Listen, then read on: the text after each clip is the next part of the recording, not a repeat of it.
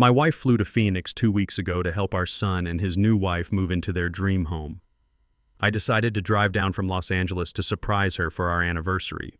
But when I pulled into the driveway, the house was silent, too silent. Before I could even turn off the engine, the neighbor's cleaning lady came sprinting across the lawn, her face pale with terror, screaming, "Don't go in there! Don't open that door!" They locked her inside. 10 minutes later, I was watching paramedics frantically trying to restart my wife's heart while my son stood there and lied to my face. My name is Odell, and I am 68 years old. I spent 40 years working as an architect designing structures meant to protect people from the elements, but I never imagined I would need to build a fortress to protect my wife from our own flesh and blood. If you are listening to this story, please like this video and subscribe to my channel. Let me know in the comments where you are watching from. I need to know there are still decent people left in this world, because after what I witnessed last Tuesday, my faith in humanity has been shattered. The drive from Los Angeles to Phoenix is long, hot, and monotonous. The desert stretches out like an endless ocean of sand and scrub brush baking under a relentless sun. My car thermometer read 112 degrees by the time I reached the outskirts of Phoenix. I adjusted the air conditioning, feeling a mix of excitement and nervous energy. Viola, my wife of 35 years, had been in Arizona for 2 weeks, helping our son Tyrell and his wife Emily settle into their new suburban villa. Viola had been calling me every night, sounding exhausted but happy to be useful. She was a retired literature teacher, a woman who kept her mind sharp with New York Times crosswords and her body active with daily walks. She was the backbone of our family, the one who managed our finances with a precision that would put a banker to shame. I wanted to surprise her. I had a diamond bracelet in my pocket and a reservation at a steakhouse she had always wanted to try. As I navigated the winding streets of the gated community, I admired the manicured lawns and the towering palm trees. It looked like paradise. It looked like the kind of place where nothing bad could ever happen. I pulled up to the driveway of the expansive beige stucco house. Tyrell had sent me photos, but seeing it in person was different. It was grand, perhaps too grand for a young couple starting out, but I tried to suppress my judgment. I parked my car behind Emily's white SUV. The heat hit me the moment I opened the door, a physical weight pressing down on my chest. It was a dry, suffocating heat that instantly dried the sweat on my forehead. I grabbed my overnight bag and started walking up the long paver driveway. The house was completely still. The blinds were drawn tight against the afternoon sun. There was no sign of movement. No sound of Viola's laughter or Tyrell's music, just the oppressive silence of the desert afternoon. I was about halfway to the front door when I saw movement from the corner of my eye. A woman was running toward me from the house next door. She was small, wearing a blue uniform, her dark hair escaping from a messy bun. She was running with a desperation that made my stomach drop. It was Maria, the neighbor's housekeeper.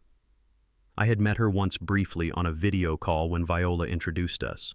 Maria stopped a few feet away from me, her chest heaving, her eyes wide with terror. She looked back at Tyrell's house, then at me, her hands trembling violently. "Mr. Odell." She gasped, her voice a harsh whisper. "You are here. Thank God you are here. Maria." "What is it?" I asked, dropping my bag on the hot pavement. "Is Viola inside?" "Don't go in there." She grabbed my arm, her grip surprisingly strong. "Please, you have to listen." They locked her in. They put her in the garage. My mind struggled to process her words. The garage. It was over 110 degrees outside. The inside of an unventilated garage would be a furnace, a death trap. "What are you talking about?" I demanded, pulling away from her grip and stepping toward the front door. "Who locked her in?" "Your son," she cried, tears streaming down her dusty cheeks. "And the white woman. I heard the screaming an hour ago. Your wife was begging for water. She was banging on the door." Then the screaming stopped.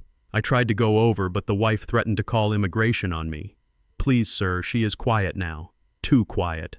A cold dread washed over me, chilling me despite the blistering sun.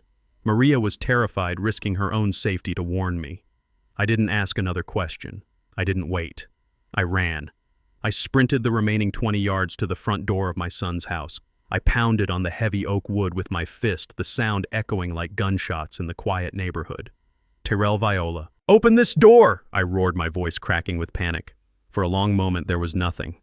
No footsteps, no voices, just the humming of the air conditioning unit on the side of the house. I raised my fist to pound again, ready to kick the door down if I had to when the lock clicked.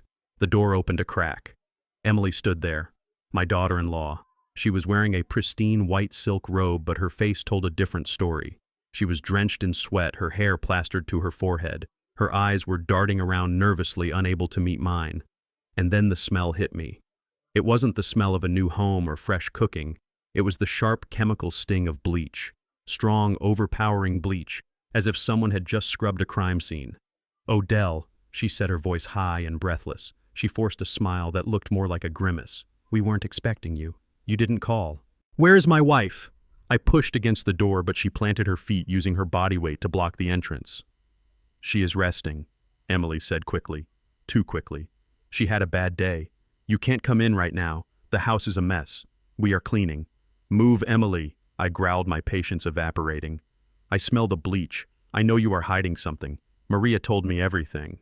At the mention of Maria's name, Emily's face twisted into a mask of pure venom. "That lying little maid," she spat. "She doesn't know what she is talking about. She is just trying to cause trouble because I fired her friend. Viola is fine. She is just sleeping. I didn't argue. I didn't negotiate. I am a big man, 6'2", and I spent my life on construction sites." I shoved the door open, sending Emily stumbling back into the foyer. The wave of cool air from inside the house hit me, along with an even stronger scent of chlorine and cleaning supplies. "Viola." I shouted, my voice booming off the high ceilings. Dad Tyrell's voice came from the back of the house. He appeared in the hallway leading to the garage.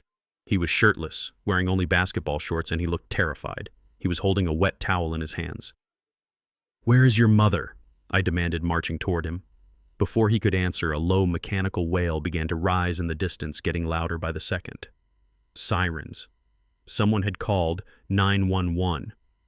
I looked back at Maria, who was standing at the end of the driveway, phone in hand, sobbing.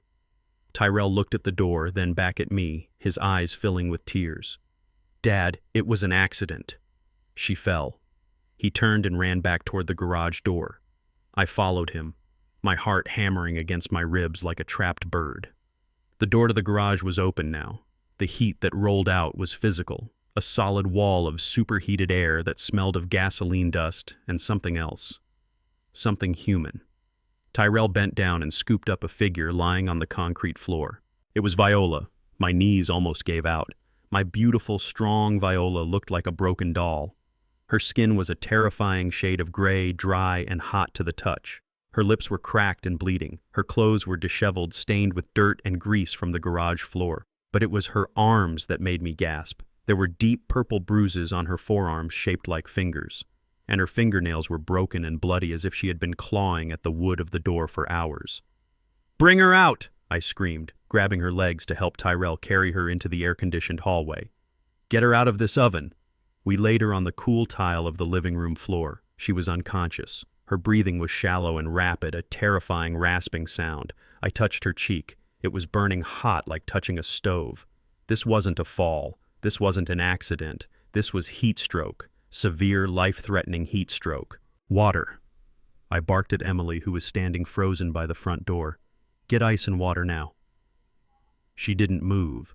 She just stared at Viola with a look of cold calculation that I will never forget. Tyrell ran to the kitchen and came back with a bag of frozen peas and a glass of water. I tried to trickle a little water into Viola's mouth, but she couldn't swallow. I placed the frozen peas on her neck, praying to a god I hadn't spoken to in years. The paramedics burst through the front door seconds later, a whirlwind of activity and equipment. They pushed me aside, checking her vitals, shouting numbers at each other. "Core temperature is 105, one shouted. "We need to cool her down immediately." "IV fluids." Now I stood back, my back pressed against the wall, watching them work on the woman I had loved since I was 20 years old. I looked at Tyrell. He was sitting on the stairs, his head in his hands shaking. Then I looked at Emily. She had composed herself. The panic was gone, replaced by a mask of tragic concern. She was already rehearsing her lines. "Officer," she said to a policeman who had followed the paramedics inside. "It was terrible. She has been so confused lately. The dementia. She wandered into the garage and must have locked herself in. We were napping. We didn't hear her until it was too late." Dementia. I stepped forward, my voice trembling with rage. "Viola does not have dementia. She completed the Sunday crossword puzzle in pen yesterday morning. I spoke to her on the phone last night. She was perfectly lucid. Emily turned to me, her eyes wide and innocent, filled with fake pity. "Oh, Odell, Tyrell didn't want to tell you. We didn't want to worry you. But she has been slipping. She forgets things. She gets aggressive. She fell down the stairs last week because she forgot where she was. That is why she has those bruises." I looked at my son, waiting for him to defend his mother, waiting for him to tell the truth. Tyrell looked up at me, his eyes red and watery. He looked at Emily, then at the floor. "Dad," Tyrell whispered, his voice shaking. Mom hasn't been herself. You know how she gets. She gets confused. My own son, my flesh and blood." He was looking me in the eye and lying to protect the woman who had just tried to cook his mother alive. The betrayal hit me harder than the heat outside. They were gaslighting me. They were rewriting reality while my wife lay dying on their floor. I looked at Viola's hand limp on the tile. I saw the broken fingernails. I saw the bruises that were clearly from being grabbed and forced, not from a fall. And I remembered Maria's words. They locked her in. I didn't scream. I didn't attack them. A cold, hard clarity settled over me. If I lost my temper now, if I acted like the angry, violent man they wanted me to be, they would win. They would paint me as the dangerous one. They would control the narrative. I needed to be smarter.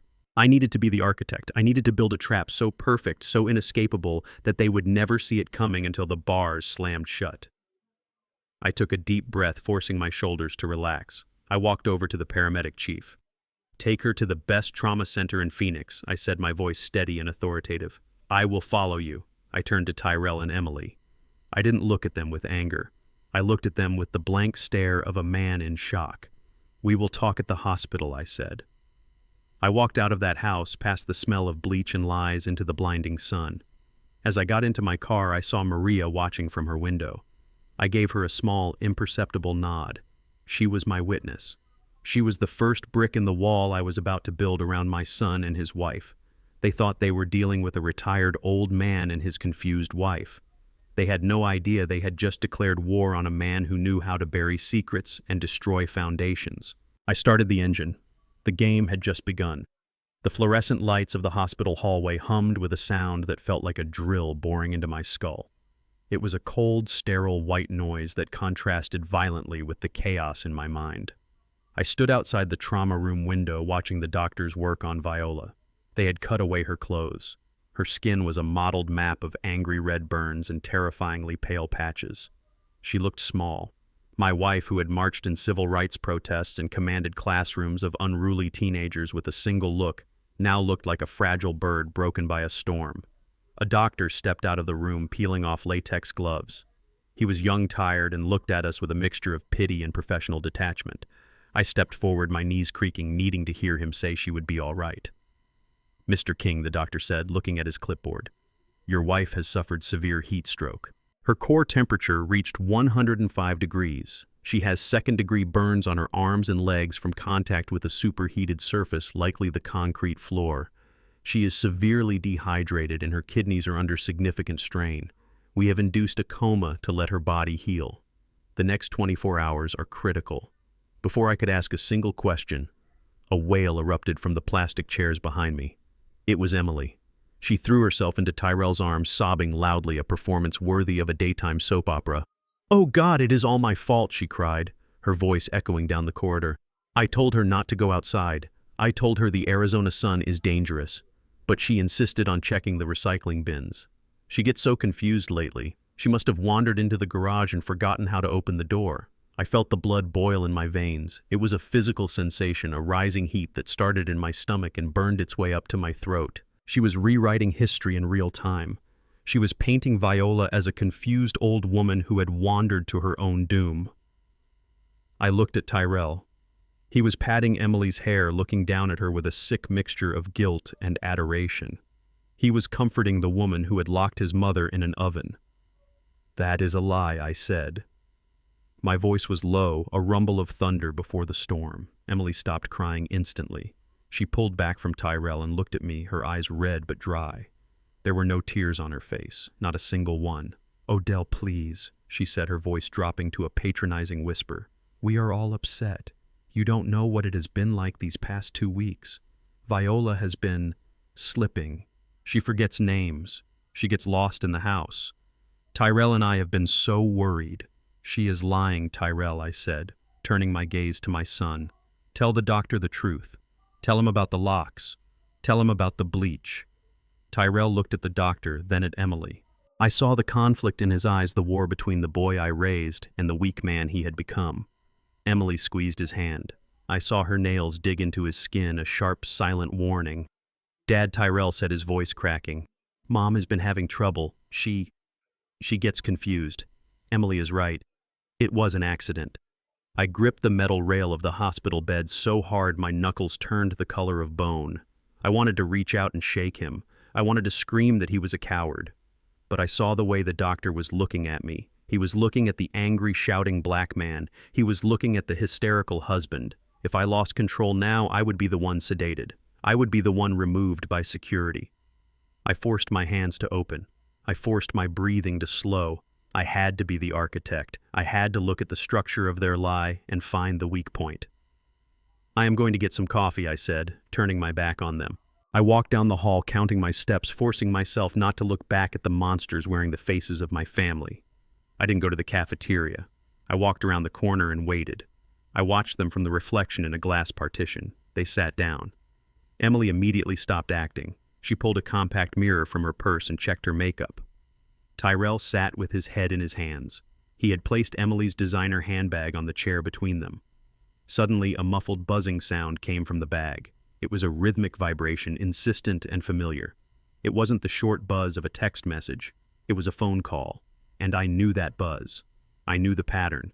It was the specific vibration pattern Viola had set on her phone for when her sister called. It was a long, too short pattern. My heart hammered against my ribs. Viola's phone. I had assumed it was lost in the garage or maybe in her pocket when the paramedics took her, but it was in Emily's bag. Why would Emily have Viola's phone? I needed that phone. That phone was the key. Viola recorded everything. She was a writer, a poet at heart. She used the voice memo app to record ideas for her book club, grocery lists, and observations. If she had been trapped in that garage for hours, she might have recorded something. I needed a distraction. I couldn't just grab the bag. Emily was like a viper, coiled and ready to strike. I needed to separate them. I smoothed my shirt, composed my face into a mask of weary grief, and walked back around the corner. Tyrell. I said, my voice sounding old and frail. I hated playing the part, but I had to. Son, I feel lightheaded. I think I need some water. My diabetes. It was a lie. I managed my sugar perfectly, but Tyrell jumped up, eager to be useful, eager to do anything other than sit there with his guilt. I will get it, Dad, he said. There is a vending machine down the hall. Get me a juice, please, I said, leaning heavily against the wall. Orange juice.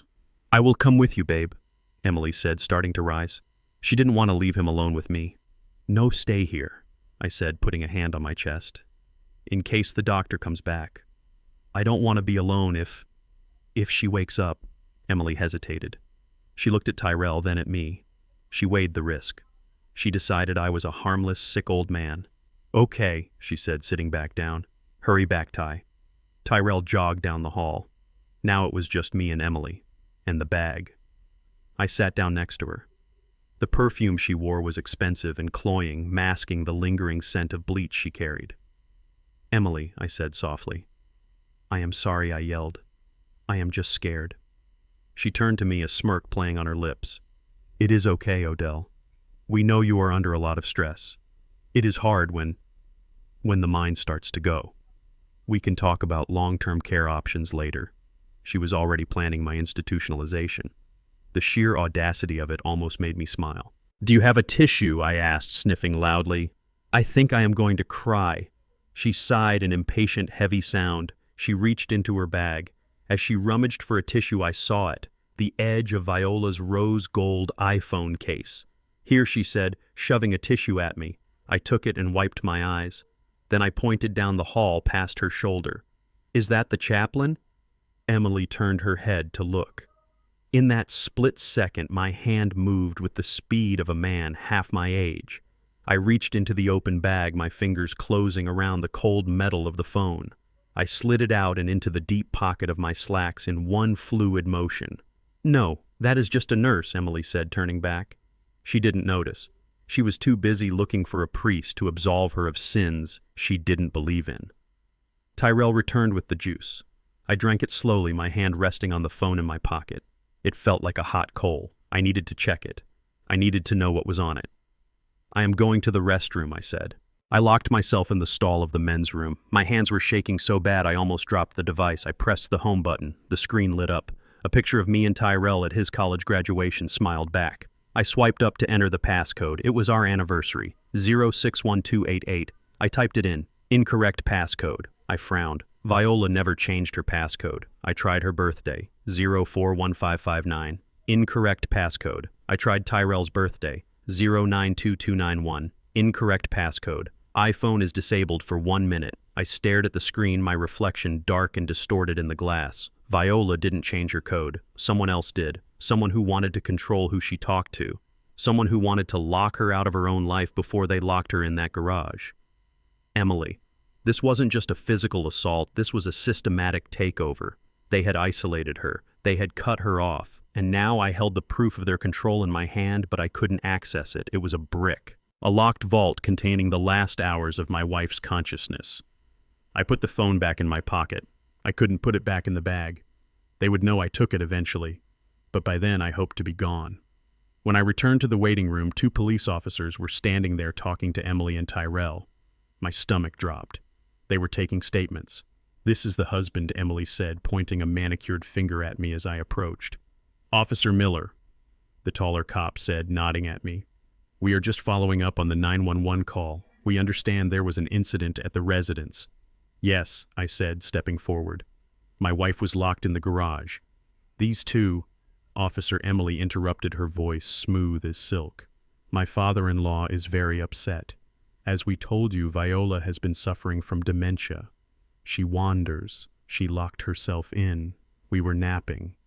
It is a tragic accident." "That is a lie," I said, my voice rising. "The neighbor saw everything. Maria saw it." The neighbor, Tyrell said, looking at the cop with a pained expression. "Dad, Maria speaks very little English, and you know how you get when you are agitated. You start imagining things. Remember the time you thought the mailman was stealing your letters?" I stared at my son. That never happened. He was inventing incidents. He was building a file on me right there in front of the police. "Sir," the officer said, turning his body slightly to block me from Tyrell. "Do you have any proof that your wife was locked in by someone else?" I reached for the phone in my pocket. I could show them the changed passcode. But then I stopped. If I showed them the phone, Emily would claim I stole it. She would claim I changed the code because I was the confused one. Without the content of the phone, it was just an object, and right now, in the eyes of the law, I was an angry, erratic old man yelling at a grieving young couple. "No," I said, lowering my hand, "I don't have proof right now. But I will." I thought. The officer made a note in his book. "Okay. Well, we will file a report. It looks like a domestic accident, but we will check the garage door mechanism. They won't find anything I knew." Tyrell was handy. He would have fixed the lock or broken it to look like an accident by the time they got back. I sat down in the chair opposite them. The police left. The doctor went back to work. The silence returned. But the dynamic had shifted. Tyrell looked at the floor, unable to meet my gaze. Emily looked at me, a small, triumphant smile playing on her lips. She thought she had won. She thought she had neutralized me. She thought she had successfully painted me as the senile old man. "You look tired, Odell," she said. "Why don't you go back to the house and sleep? We can watch her. Go back to the house. Go back to the crime scene. Go back to where they could finish what they started." "No," I said, leaning my head back against the wall and closing my eyes. "I am staying right here." I felt the weight of the stolen phone in my pocket. It was heavy, a burden and a promise. They had taken my wife's voice, but they had given me a weapon. I just needed to figure out how to unlock it. And to do that, I needed to get away from them. But not yet. Not while Viola was vulnerable. I would sit. I would wait. And I would watch. Because the one thing criminals always do is get arrogant. And Emily was practically glowing with arrogance. I told the nurse I needed to go home to shower and change my clothes. I told Tyrell I was too old to sleep in a chair. It was the first lie I had told my son in 30 years, but it slid off my tongue like oil. They let me go. Because they wanted me gone. They wanted the freedom to align their stories without the inconvenience of my witnessing eyes. I walked out of those automatic doors into the suffocating Phoenix night, but I did not go to a hotel. I got into my car and drove straight back to the scene of the crime.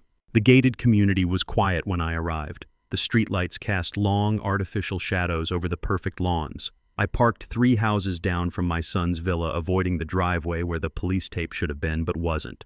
I wasn't there for Tyrell. I was there for the only person who had tried to save my wife.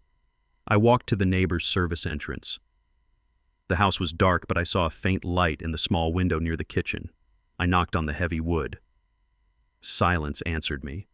I knocked again, harder this time. "Maria," I called out, keeping my voice low. "It is Mr. Odell. Please open the door." I heard a shuffling sound inside, then the click of a deadbolt sliding into place. She was locking it. She was fortifying herself against me. "Maria, please," I said, leaning my forehead against the warm wood. "I know you are scared. I know what that woman threatened you with. But my wife is dying in a hospital bed. They are saying she did this to herself. They are saying she is crazy." I waited. The heat radiated off the stucco walls, wrapping around me like a heavy blanket. Sweat trickled down my back. "I am a black man in Arizona. Maria," I whispered to the closed door. "I know what it is like to be afraid of the police. I know what it is like to have people look at you and see a problem instead of a person. But Viola never looked at anyone that way. You know that. She brought you lemonade last week. She asked about your children." I heard a sob from the other side of the door. It was a small, broken sound. "If you don't help me, they will get away with it," I said, my voice cracking. "And if they get away with it, they will do it again. Please, I am begging you on my honor as a husband. Open the door." The lock clicked again. This time it slid open. The door creaked inward, revealing Maria standing in the dim light of the laundry room. Her eyes were swollen and red. She held a rosary tightly in her hand, her knuckles white. "I cannot lose my job," she whispered, trembling. "I cannot go back to my country. My children are here." I pulled a thick envelope from my jacket pocket. It contained $2,000 cash emergency money I always traveled with. I pressed it into her hand. "You won't lose anything, I promised. If they fire you, I will hire you. If they threaten you, I will protect you. But I need to know exactly what happened. I need to know what you saw." Maria looked at the money, then at me. She took a deep breath, crossing herself quickly. I was cleaning the patio. She began, her voice shaking. It was around 1 o'clock. The sun was highest. I heard banging. Boom, boom, boom. Like someone hitting wood with their fists. I closed my eyes, imagining Viola's small hands beating against the solid door. "I went to the fence," she continued. "The noise was coming from your son's garage. I heard Mrs. Viola. She was screaming. Not loud because her voice was tired. She was saying, 'Emily, please. Emily, it is hot. I need water. Just a little water.'" My knees almost gave out. I grabbed the doorframe to steady myself. "Then what happened?" I asked. I heard the white woman laughing. Maria said, looking down at the floor in shame. She was in the driveway washing her car. She heard the screaming and she laughed. She walked up to the garage door and she yelled back. She said, "Sing for me, Viola. If you want water, you have to beg louder." I felt a bile rise in my throat. This wasn't just cruelty. This was torture. This was the behavior of a sociopath. Then Maria's voice dropped to a terrified whisper. Then I heard a click and a hum. "You know that big heater your son uses in the winter for his woodworking? The industrial one." I nodded slowly, dread pooling in my stomach. She turned it on. Maria said, tears spilling down her cheeks again. "It is 110 degrees outside," and she turned on the heater. I heard the fan start. I heard Mrs. Viola scream, "No, no, please, it burns." And Emily just turned up the music in her car and kept washing the tires. She cooked her. She deliberately turned that garage into an execution chamber. I ran to the fence. Maria sobbed. I yelled at her. I said, "Stop, you are killing her." She looked at me and smiled. She said if I didn't shut up, she would call ICE. She said she would tell them I stole from her. She said she would make sure I never saw my babies again. So I ran. I ran inside and I hid. "I am a coward." "No, Maria," I said, placing a hand on her shoulder. "You are not a coward. You are a victim. And you just gave me the weapon I need to destroy them." I left Maria praying in her kitchen and walked back to my son's house. The street was empty. The house stood dark and silent, a monument to the evil that lived inside. I didn't go to the front door. I went to the side gate, which I knew Tyrell often left unlatched for the pool guy. It opened with a soft click. I moved through the shadows of the side yard past the pool equipment and the central air unit that was humming away, cooling the empty rooms where my son slept. I reached the side door of the garage. It was locked. I didn't hesitate. I picked up a heavy landscaping rock from the garden bed. I wrapped it in my jacket to muffle the sound and smashed the small window pane near the handle. The glass shattered with a dull crunch. I reached in, unlocked the door, and stepped inside. The heat was still suffocating. It hung in the air, heavy and thick, smelling of gasoline and old dust. I pulled my phone out and turned on the flashlight. The beam cut through the darkness, illuminating the concrete floor where I had found my wife. I walked to the door that led into the house. The door Emily had blocked. I shined the light on the wood. There they were. Deep, ragged scratches dug into the paint. Some were long and desperate. Others were short and gouged. I could see splinters of wood sticking out where her fingernails had broken off. I traced the marks with my finger, feeling the phantom pain of her struggle. She had fought. She had fought to get back to me. I dropped to my knees, scanning the floor. The police said they looked, but they hadn't looked with the eyes of a husband. They hadn't looked for the small things. I looked under the workbench. I looked behind the tool chest. And then I saw it. It had rolled all the way under the heavy metal cabinet in the corner, a small silver cylinder. It wasn't a tool, it was her digital voice recorder pen. Viola never went anywhere without it. She used it to record poetry ideas, grocery lists, and student observations. She must have had it in her pocket. I laid on my stomach on the dirty concrete, reaching my arm as far as it would go. My fingers brushed the cool metal. I stretched further, straining my shoulder until I grasped it. I pulled it out. It was dusty and warm, but it looked intact. I sat up, leaning my back against the cabinet, holding the pen in my trembling hands. This was it. This was the witness that couldn't be threatened. This was the testimony that couldn't be gaslit. I pressed the playback button. The tiny screen lit up. There was a new file recorded today at 1:15 p.m., just 10 minutes before I arrived. I held the speaker to my ear and pressed play. For a moment, there was only the sound of heavy, labored breathing. Then I heard a mechanical whirring sound. The heater. Then came Viola's voice. It was weak, parched, barely a whisper, but it was her. "Odell," she rasped, "if you find this, know that I love you." "Tyrell." He just stood there. He watched her turn the key. "I tried to be a good mother. I tried." There was a pause. A sound of coughing. "She is laughing, Odell. She is outside laughing.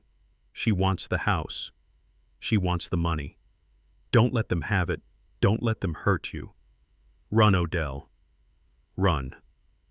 The recording ended with a sharp click. I sat there in the dark garage, tears streaming down my face, washing away the dust. I let out a sound that wasn't quite a scream and wasn't quite a sob. It was the sound of a man's heart ripping in half. She had used her last ounces of strength not to beg for mercy, but to warn me, to protect me. Even as she was dying, she was thinking of me. I stood up. The grief was still there, heavy and crushing, but something else had joined it. A cold steel rod of resolve. I wiped my face with my sleeve. I put the pen in my safest pocket, buttoning it shut. I wasn't going to the police. Not yet. The police would arrest them, yes. They might even charge them.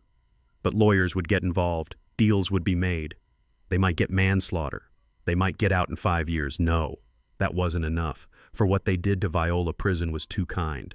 I wanted to take everything. I wanted to strip them of every comfort, every dollar, every illusion of safety. I wanted them to feel the heat. I wanted them to bang on doors that would never open. I walked out of the garage, leaving the broken window as it was. Let them wonder. Let them feel the draft. I got into my car and drove away from the house. I had a plan to build, and the first step was to become exactly what they thought I was. A weak, confused, grieving old man who was ready to sign everything away. I drove back to the hospital. I walked into the waiting room where Tyrell was sleeping with his mouth open and Emily was scrolling on her phone. Emily looked up. "You are back." I slumped my shoulders. I let my face sag. I made my hands tremble as I reached for a chair. I couldn't sleep. I whispered, my voice shaky. I don't know what to do. Viola did everything. The money, the bills. I don't know where anything is. I am scared, Emily. I am so scared. Emily's eyes lit up. She nudged Tyrell awake. He blinked at me confused. Dad's son, I said, looking at him with watery eyes. I think you were right. I am getting too old for this. I can't handle it alone. Maybe you should help me with the accounts. Just until Mom gets better. Emily smiled. It was the smile of a predator sensing a wounded animal. Of course, Odell, she said, her voice dripping with fake sweetness. We can help you. We can take care of everything. I looked down at my hands, hiding the cold fire in my eyes. Thank you, I whispered. Thank you so much. The trap was set, and they had just walked right in. I sat in the suffocating darkness of my car parked 3 streets away from the house that had become my wife's torture chamber. The engine was off. The only sound was the ticking of the cooling metal and the ragged rhythm of my own breathing. I held the small silver voice recorder in my hand like it was a grenade. In a way it was. It contained the explosive truth that would level my entire life. My thumb hovered over the play button. I was terrified. I was a man who had faced racism in the 70s and construction site accidents and the death of my parents, but nothing had ever scared me more than hearing what was on this tiny device. I pressed play. At first there was only the sound of static and the low mechanical hum of the industrial heater. Then came the banging, a dull rhythmic thudding against wood. It was Viola. I could visualize her small fists pounding against the door trying to escape the rising heat. Then I heard Emily's voice. It wasn't the sweet, ingratiating tone she used at Thanksgiving dinners. It was sharp and cold and dripping with a venom I had never heard before. It is getting hot in there, Viola. Isn't it? Emily taunted, her voice muffled slightly as if she were standing right against the door. It is 110 outside. Inside it must be pushing 130. Do you know what happens to the human brain at that temperature? It cooks. Please. The voice was weak and rasping. It was my Viola. Emily, please. Just a little water. I can't breathe. Sign the papers. Emily snapped back. Just slide them under the door. Sign the power of attorney over the house and the accounts. That is all you have to do. Why do you have to be such a stubborn old woman? I will not sign. Viola coughed a dry hacking sound that tore at my chest. It is Odell's money. It is for our retirement. Then you can rot in there. Emily laughed. It was a cruel, high-pitched sound. God, you people are all the same. So greedy. Holding on to money you don't even know how to spend properly. We are trying to do you a favor. We are trying to manage your assets before you waste them on charity or whatever nonsense you people do. You people. The racial slur hung in the air inside my car, heavy and toxic. She wasn't just attacking her mother-in-law, she was attacking everything we were, everything we came from. Then I heard the voice I had been dreading. Mom, just do it. It was Tyrell, my son, my beautiful boy, who I taught to ride a bike, who I put through college, who I protected from the world. His voice wasn't scared. It sounded annoyed, impatient. Mom, stop being dramatic, Tyrell said. We need the capital for the investment. The crypto market is moving fast. If we miss this window, it is your fault. Just sign the paper and we will let you out. It is for your own good. You are getting too old to manage that much equity anyway. Tyrell, Viola gasped. Tyrell, baby, help me. Don't call me that, he spat back. If you loved me, you would want me to be successful. But you just want to hold me down. You and Dad both. You think you are so smart with your savings and your bonds. You are dinosaurs. Just sign the paper, Mom, or stay in there. It is your choice. The recording ended with the sound of Emily turning up the radio in her car, drowning out Viola's weak pleas. I sat there in the silence, my hand gripping the steering wheel so hard the leather groaned. Tears streamed down my face, hot and fast. They weren't tears of sadness anymore. They were tears of a soul being ripped apart. My son was a monster. He wasn't being manipulated. He wasn't a victim of a bad wife. He was an active participant. He stood there and watched his mother bake in a garage because he wanted money for cryptocurrency. He called us dinosaurs. He weaponized our love against us. The boy I raised was dead. The man who existed in his place was a stranger, a parasite who viewed his parents as nothing more than obstacles between him and a bank account. I wiped my face with my handkerchief. I looked at my eyes in the rearview mirror. They were red and swollen, but behind the redness the light had changed. The warmth was gone. The fatherly compassion was gone. In its place was something cold and hard, like the steel beams I used to design skyscrapers. I looked at the police station on my GPS. It was 3 miles away. I could drive there right now. I could play this recording. They would be arrested tonight. They would be charged with attempted murder, kidnapping, and elder abuse. But then I stopped. I thought about the legal system. They would get lawyers. Good lawyers paid for with the money they had already stolen from us. They would claim it was a prank gone wrong. They would claim Viola was confused and they were just trying to keep her safe and the heater was an accident. They might get 10 years, maybe 5 with good behavior. Emily would cry in court. Tyrell would play the confused son. 5 years for trying to kill Viola. 5 years for breaking my heart. 5 years for the betrayal of a lifetime. It wasn't enough. Prison was too easy for them. In prison, they would have a bed. They would have food. They would have shelter.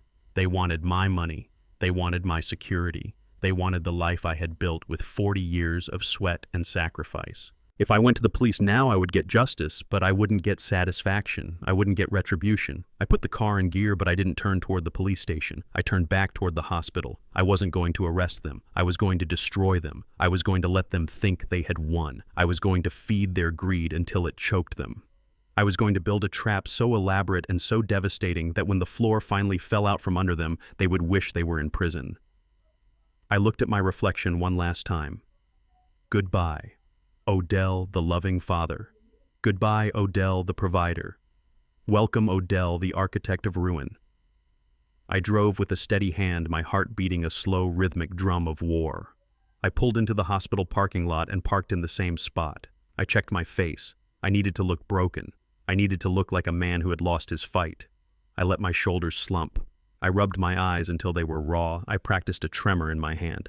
I walked into the waiting room. It was late now, almost midnight. The hospital was quiet. Tyrell was asleep in a chair, his head thrown back, mouth open, snoring softly. The sleep of the conscience less. Emily was awake, scrolling on her phone, the blue light illuminating her sharp features. She looked up as I approached. Her eyes narrowed, assessing me. "You were gone a long time," she said. Her voice was accusatory but guarded. I stopped in front of her. I let my body sway slightly as if I were too weak to stand. I looked at Tyrell, then at her. I let a tear leak out of my eye. I went to the chapel. I lied, my voice cracking perfectly. I prayed. I prayed for Viola, and I prayed for guidance. Emily put her phone down. She sat up straighter. "Guidance?" she asked. I sat down heavily in the chair next to her, burying my face in my hands. "I am so tired, Emily," I whispered. "I realized something tonight. I am 68 years old. I have been trying to hold everything together. The properties in Los Angeles, the investment accounts, the offshore trusts. Viola handled all the details. I just signed the papers. I felt the change in the air immediately. It was electric. At the mention of properties and offshore trusts, Emily's entire demeanor shifted. She leaned in closer like a shark smelling blood in the water. "Offshore trusts?" she asked, trying to sound casual but failing. "I didn't know you had those." "Viola kept it private," I mumbled, still hiding my face. "We wanted to leave a legacy for Tyrell. Millions, Emily. Literally millions. But now, with her like this, and me, I feel my mind slipping. The stress is too much. I can't manage it. I don't know the passwords.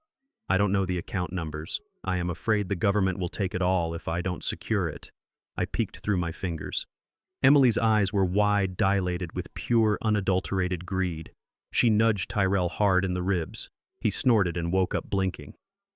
What is it?" he grumbled. "Your father needs us," Emily said, her voice trembling with excitement. "He needs our help managing the estate. The millions, Tyrell." Tyrell sat up, rubbing his eyes. He looked at me, and for a second I saw the suspicion. But then he saw the broken old man sitting before him. He saw the defeat in my posture. And then he heard the word millions. "Dad," he said, his voice softening into that fake concern that now made my skin crawl. "We can help. We can take care of everything." I looked up at them. I let my hand shake as I reached out and took Tyrell's hand. His palm was sweaty. Would you, I asked pleadingly, would you take power of attorney? Would you handle the transfers? I just want to focus on your mother. I just want to rest. Of course, Dad, Tyrell said, squeezing my hand. We will handle it all. You won't have to worry about a thing. Emily was already typing on her phone, probably looking up how to transfer offshore funds. We should do it tomorrow, she said quickly. While we are here in Phoenix, we can go to the bank first thing. We can get the papers notarized. I nodded slowly, wiping my eyes. Thank you, I said. Thank you for being such good children. I don't know what I would do without you. I lowered my head again to hide the cold, dry smile that was fighting to form on my lips. They had taken the bait. They had swallowed the hook, the line, and the sinker. They thought they were robbing a senile old man. They had no idea they were signing their own death warrants. Tomorrow I would give them exactly what they wanted, and it would be the instrument of their total destruction. 2 days later, Viola was still fighting for her life in the intensive care unit, hooked up to machines that breathed for her. Her skin was still healing from the burns, and her kidneys were failing. But at the house, the champagne was already on ice. Emily had decided that the best way to support her dying mother-in-law was to host a prayer vigil. But as I watched the caterers unload trays of lobster tails and expensive wine cases, I knew this was no vigil. It was a launch party. It was her debut into Phoenix high society, paid for with the credit cards she had stolen from my wife. I sat in the corner of the living room holding a cup of lukewarm tea, trying to make myself as small as possible. I was wearing my oldest cardigan and a pair of worn slacks, playing the part of the confused, grieving old man to perfection. Tyrell was running around moving furniture, obeying Emily's snapping fingers like a trained dog. "Odell, move your legs," Emily barked at me as she swept past with a vase of white lilies. "You are in the way of the flow. We have 50 people coming in an hour. Important people. We need this place to look perfect." I pulled my legs in, mumbling an apology. I watched as she directed 2 movers toward the hallway closet. It was the closet where Viola had neatly stored her few personal belongings she had brought for the trip. Her favorite knitted shawl, her box of crossword puzzles, her Bible with the leather cover worn smooth by 40 years of prayer. "Clear that out," Emily ordered, pointing at the closet. "We need space for the guests' coats. Just toss it all in the garage. Or the trash. It smells like old people anyway." My heart hammered against my ribs. That Bible was a gift from my mother. That shawl was what Viola wrapped herself in when she graded papers late at night. To Emily, it was just garbage, trash to be discarded to make room for the coats of strangers. I watched Tyrell. I waited for him to say something. To say, "No, that is my mother's Bible." But he just kept polishing the wine glasses, his eyes fixed on the floor. He was broken. He was a hollow shell of a man who would sell his soul for a smile from this woman. One of the movers grabbed the Bible and tossed it into a black garbage bag. It landed with a heavy thud. It took every ounce of discipline I had not to stand up and break that man's jaw. It took every bit of architectural control to keep my foundation from cracking. I reminded myself of the plan. I reminded myself that every insult, every lost item, every humiliation was just more mortar for the prison cell I was building for them. I waited until they moved to the kitchen. Then I shuffled over to the garbage bag. I reached in and retrieved the Bible and the shawl. I hid them under the cushion of the sofa where I slept. I would save what I could. The rest I would avenge. By 7 o'clock, the house was full. The air conditioning was working overtime to combat the desert heat and the body heat of 60 strangers. These were not friends of Viola. These were real estate agents, developers, and local socialites Emily was trying to impress. They drank the expensive wine and ate the lobster, talking loudly about market trends and golf handicaps. Occasionally, someone would remember why they were ostensibly there and offer a loud performative prayer for the poor woman in the hospital before going back to laughing. I stood near the kitchen door holding a tray of empty glasses. Emily had thrust it into my hands 10 minutes earlier. "Make yourself useful, Odell," she had hissed. "If you are going to stay here and eat our food, you can at least help clear the tables. Just try not to break anything. Your hands shake so much." So I became the help. I walked through the crowd, a 68-year-old retired architect with a portfolio of skyscrapers in Los Angeles reduced to a busboy in his son's stolen house. I kept my head down. I let my hand tremble. I looked at no one. But I listened. I listened to everything.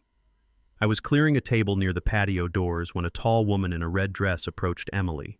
She was holding a martini and looking at me with undisguised curiosity. "Emily Darling, who is the adorable old man," she asked loud enough for me to hear. "Is that Tyrell's father? I thought he was, you know, a professional."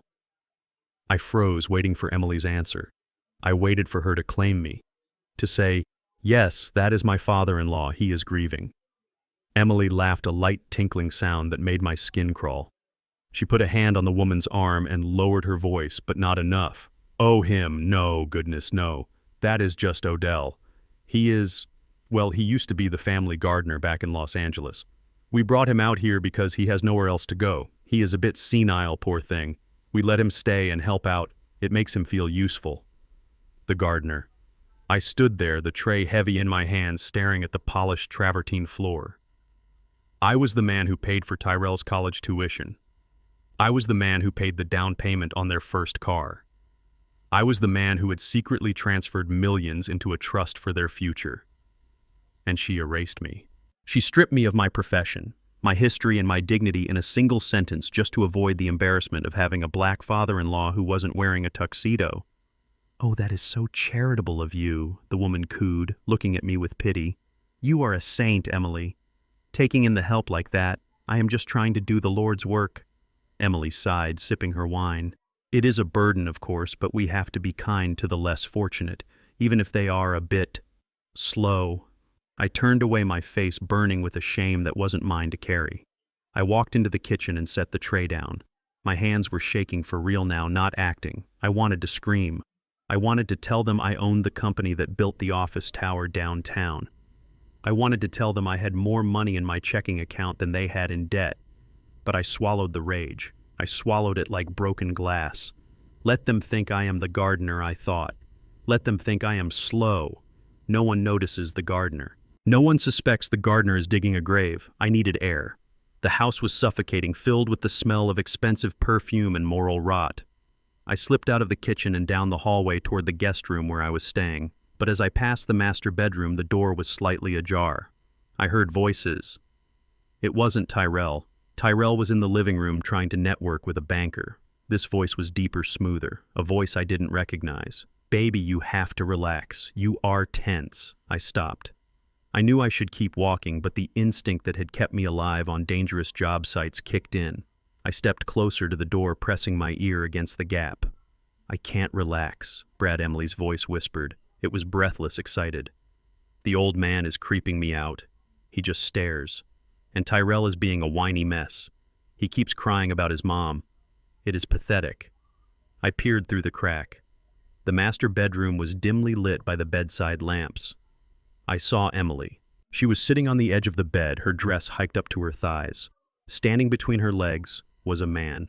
He was tall, blonde, and wearing a blue blazer. I recognized him. He was the real estate agent who had sold them the house. "Brad."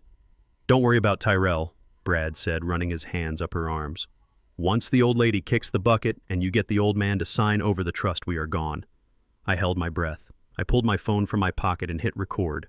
My hand was steady now, cold and steady. "I know," Emily moaned, leaning back. "I just need him to sign. He said he would do it tomorrow. He thinks we are going to manage it for him. The stupid old fool thinks we are helping him. And once the money is in your account," Brad asked, kissing her neck. "Once it hits the account, I am filing for divorce," Emily said, a cruel smile spreading across her face. "I will dump Tyrell so fast his head will spin. He has a gambling debt, you know. I will pin it all on him. I will take the money, the house, and you, and we will be in Cabo by the weekend." "What about the old man?" Brad asked. "What happens to the gardener?" Emily laughed. That was the same laugh Maria had heard when Viola was screaming for water. "We put him in the state home," she said. "The cheap one downtown. He won't know the difference. He will be dead in a year anyway. Tyrell can visit him if he isn't in jail for the debt." I lowered the phone. I had heard enough. It wasn't just a robbery. It wasn't just murder. It was a complete demolition. She was planning to destroy Tyrell too. My son was a monster, yes, but he was also a pawn. A stupid, weak pawn being played by a queen who planned to sacrifice him the moment she won the game. She was going to take my money, my legacy, and use it to run away with her lover while she left my son to rot in prison for debts she helped him accrue. She was going to throw me in a state facility to die alone. I backed away from the door, silent as a ghost. I walked back down the hallway, past the party, past the laughter, past the people drinking my wine and eating my food. I went to my room and sat on the edge of the bed. I saved the recording. I backed it up to the cloud. Then I sent a copy to my lawyer, Robert Stein. I looked at the text message I typed to Robert. They are going to the bank tomorrow. Have the papers ready. And Robert, make sure the trapdoor is greased. I put the phone down. I could hear the party continuing outside. I could hear Emily laughing. Let her laugh. Let her drink. Let her plan her trip to Cabo. Tomorrow she was going to walk into a bank expecting to become a millionaire. She had no idea she was about to walk into a vault that only locked from the outside, and I would be the one holding the key. The morning sun was blinding as Tyrell drove us to the bank. He was driving my vintage Mercedes too fast, his hands gripping the steering wheel so tight his knuckles were white. He smelled of nervous sweat and that cheap cologne he used to cover up the scent of his cigarettes. He was vibrating with a manic energy, tapping his foot against the floorboard every time we hit a red light. "Can't this thing go any faster, Dad?" he snapped, looking in the rearview mirror as if he expected the police or maybe my conscience to be chasing us. "It is an old car, son," I said, keeping my voice low and trembling. "It likes to take its time. Just like me." Tyrell snorted. "We don't have time. The market opens in an hour. We need to get the transfer initiated before noon, or we lose a day of interest." He wasn't worried about interest. He was worried I would change my mind. He was worried I would snap out of my grief-stricken fog and realize I was handing him the keys to the kingdom. We pulled up to the First National Bank downtown. It was the main branch, a building I had actually helped renovate in the 90s. The marble floors were cool and echoed with the sound of expensive shoes. I walked slowly, shuffling my feet, letting Tyrell guide me by the elbow. He was gripping me hard, almost dragging me toward the private wealth offices in the back. Mr. Henderson, the branch manager, was waiting for us. He was a good man, a man I had played golf with for 20 years. When he saw me, his smile faltered. He saw the way Tyrell was holding me. He saw the disheveled state of my clothes, which I had carefully chosen to look like I hadn't changed in days. He saw the desperation in my son's eyes. "Odell," Mr. Henderson said, stepping around his mahogany desk. "I was so sorry to hear about Viola. Is there anything we can do?" "We are here to consolidate the accounts," Tyrell interrupted, pushing me into a leather chair. "My father wants to grant me full power of attorney and transfer the liquid assets into a joint management account. Today." Mr. Henderson looked at Tyrell, then at me. His eyes narrowed. He knew standard protocol. He knew this screamed elder abuse. He opened his mouth to speak, to ask for a private moment with me to trigger the safety protocols that would freeze everything. "Mr. Odell, are you sure about this?" Mr. Henderson asked, his voice firm. "We can schedule a competency review if you are feeling overwhelmed. There is no rush." Tyrell stiffened. I felt him tense up beside me, ready to explode. I knew if he felt threatened, he might bolt. He might try something violent. I needed him to feel safe. I needed him to sign. I looked up at Mr. Henderson. I let my lip quiver. Then for just a fraction of a second, I sharpened my gaze. I gave him a look I used to give him on the golf course when I was about to sink a winning putt, a look of absolute cold clarity. I gave him a nearly imperceptible nod. "Trust me." Then I let my face collapse back into misery. "Please, Robert," I whispered, using his first name to sell the intimacy of the plea. "I just want it done. I can't handle the paperwork. I can't handle the numbers. Just let the boy help me." Mr. Henderson hesitated. He looked at me for a long, agonizing moment. He saw the signal. He didn't understand it, but he respected it. He sat down slowly. "Very well," he said, his voice professional but cold toward Tyrell. "Let's proceed." Tyrell let out a breath he must have been holding since we left the house. He sat down, a smug grin spreading across his face. He thought he had bullied his way into a fortune. He had no idea he had just walked into the slaughterhouse. The paperwork was thick. Stacks of legal documents that outlined the transfer of assets from my personal holding company into a new entity. Tyrell didn't read them. He just flipped to the signature pages, his eyes scanning for the dollar amounts. He saw the balance. $5 million in liquid assets. He practically drooled. "Sign here, Dad," he said, pointing a shaking finger at the line. "And here, and here." I signed. My signature was shaky, a perfect forgery of a man losing his motor skills. But the documents themselves were a masterpiece of legal engineering. My lawyer, Robert Stein, had drafted them overnight. To the untrained eye, it looked like a standard joint trust granting Tyrell full access. But it was a phantom trust. It was a financial roach motel. Money could go in, but it could not come out without the physical countersign of the trust overseer. and the overseer was listed in the fine print on page 42, section C, paragraph 4. The overseer was Robert Stein. Furthermore, by signing as the primary beneficiary and executor, Tyrell was legally accepting full personal liability for any existing debts attached to the holding company. He didn't know that the holding company was currently leveraged to buy a commercial complex in downtown Phoenix. He didn't know that by signing his name next to mine, he was personally guaranteeing a debt of $12 million that was due in full upon any change of ownership. He signed his name with a flourish, Tyrell King. He looked at it like it was a work of art. He thought he was signing a check. He was signing a confession. He was signing his life away. Done, Tyrell said, slamming the pen down. When do the funds clear? 24 hours, Mr. Henderson said, taking the papers. He looked at me with sad confusion. I will process this immediately. Let's go. Dad, Tyrell said, jumping up. We have to call Emily. She is going to flip. We walked out of the bank. Tyrell was practically skipping. He pulled out his phone before we even hit the revolving doors. Babe, he shouted into the phone. It is done. 5 million. Yeah, we are rich. I walked behind him, a slow, shuffling ghost. I felt a weight lift off my chest. The trap was sprung. The steel jaws had clamped down on his leg, and he was too busy counting imaginary money to feel the pain. Yet. As we got back into the car, Tyrell's phone rang again. He put it on speaker. It was Emily. The background noise was loud wind whipping and seagulls crying. Tyrell, she screamed, her voice distorted by the connection. I am at the marina. The guy says he can't hold the boat. There is another buyer, a cash buyer. The boat. I remembered the conversation I had overheard.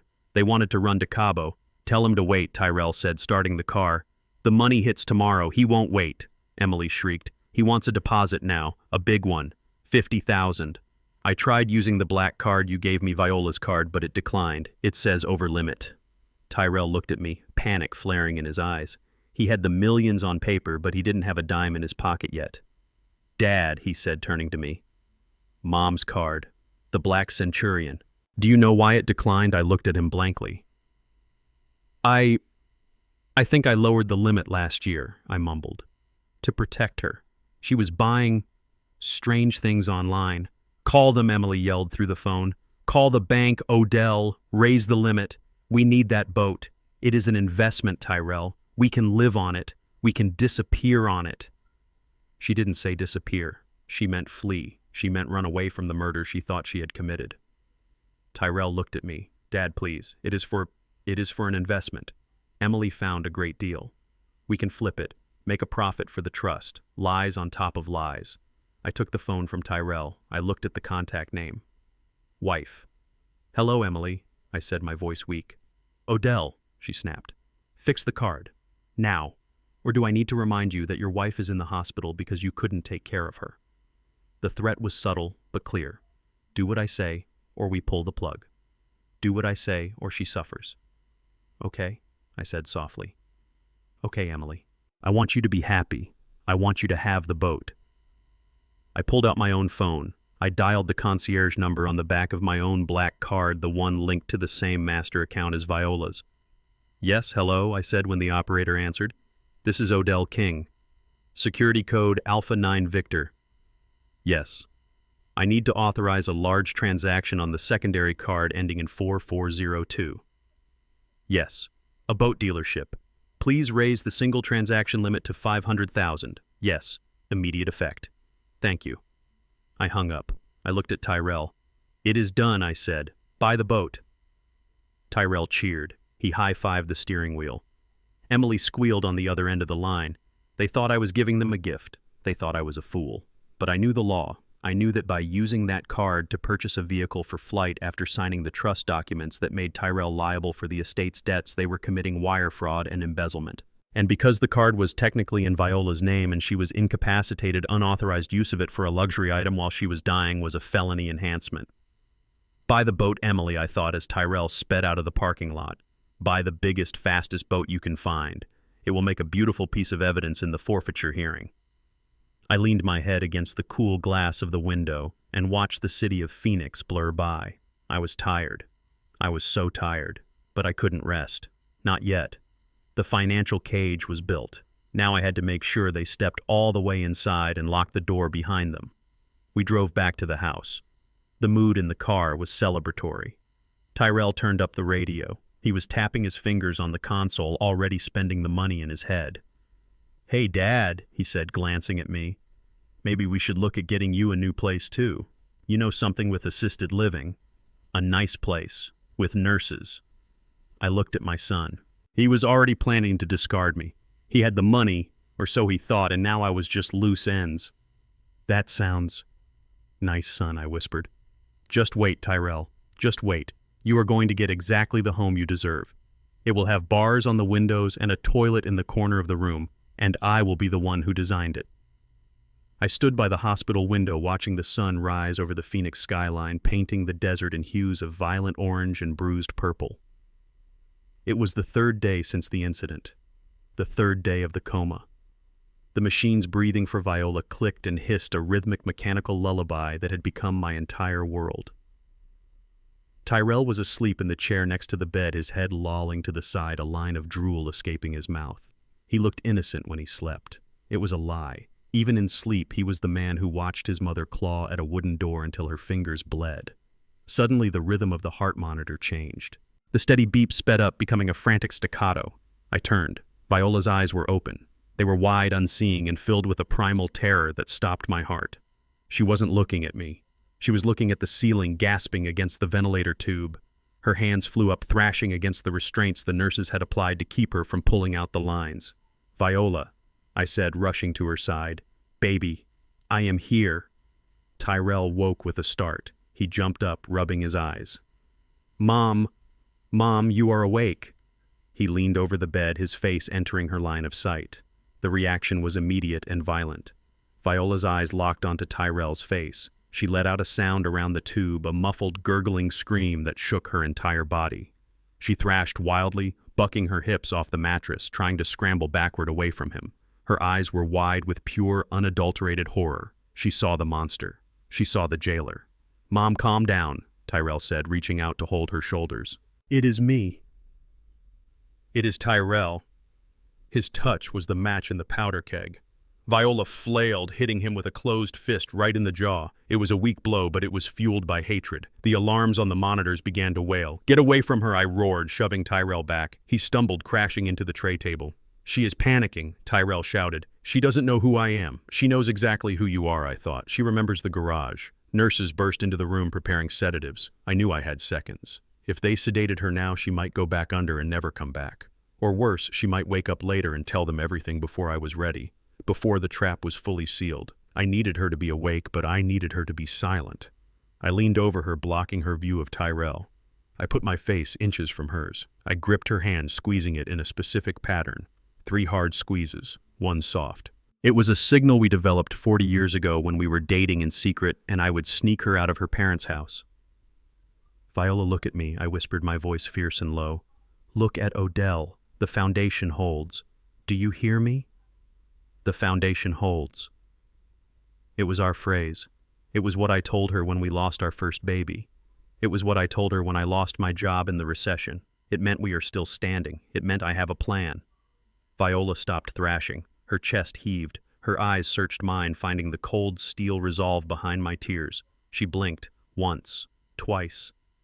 The terror didn't leave her eyes, but the panic receded, replaced by a sharp, intelligent clarity. She understood.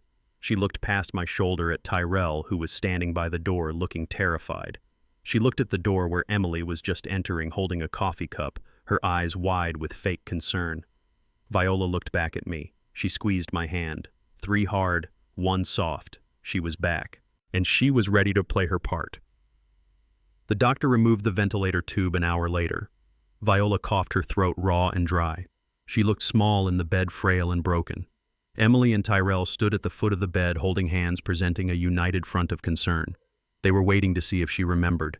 They were waiting to see if she would point a finger and scream, "Murderer!" Viola took a raspy breath. She looked around the room, her eyes darting nervously. Then she looked at Tyrell. Her face crumpled into an expression of childish confusion. "Who is that man?" she whined, her voice high and thin. "Odell? Why is that man looking at me? I don't like him. He looks mean." Tyrell flinched as if he had been slapped.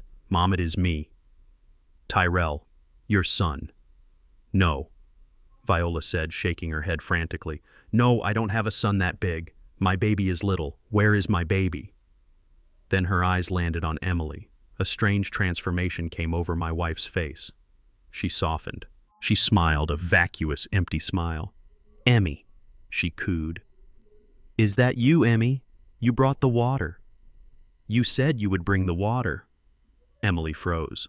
For a second, I saw the guilt flash across her face. She knew exactly what water Viola was talking about. She knew she had taunted her with it, but then the guilt was replaced by something else. Triumph. She thinks I am her friend, Emily whispered to Tyrell, a smile creeping onto her lips. She doesn't remember. The heat stroke. It scrambled her brain. She stepped forward, playing the role. Yes, Viola. It is Emily.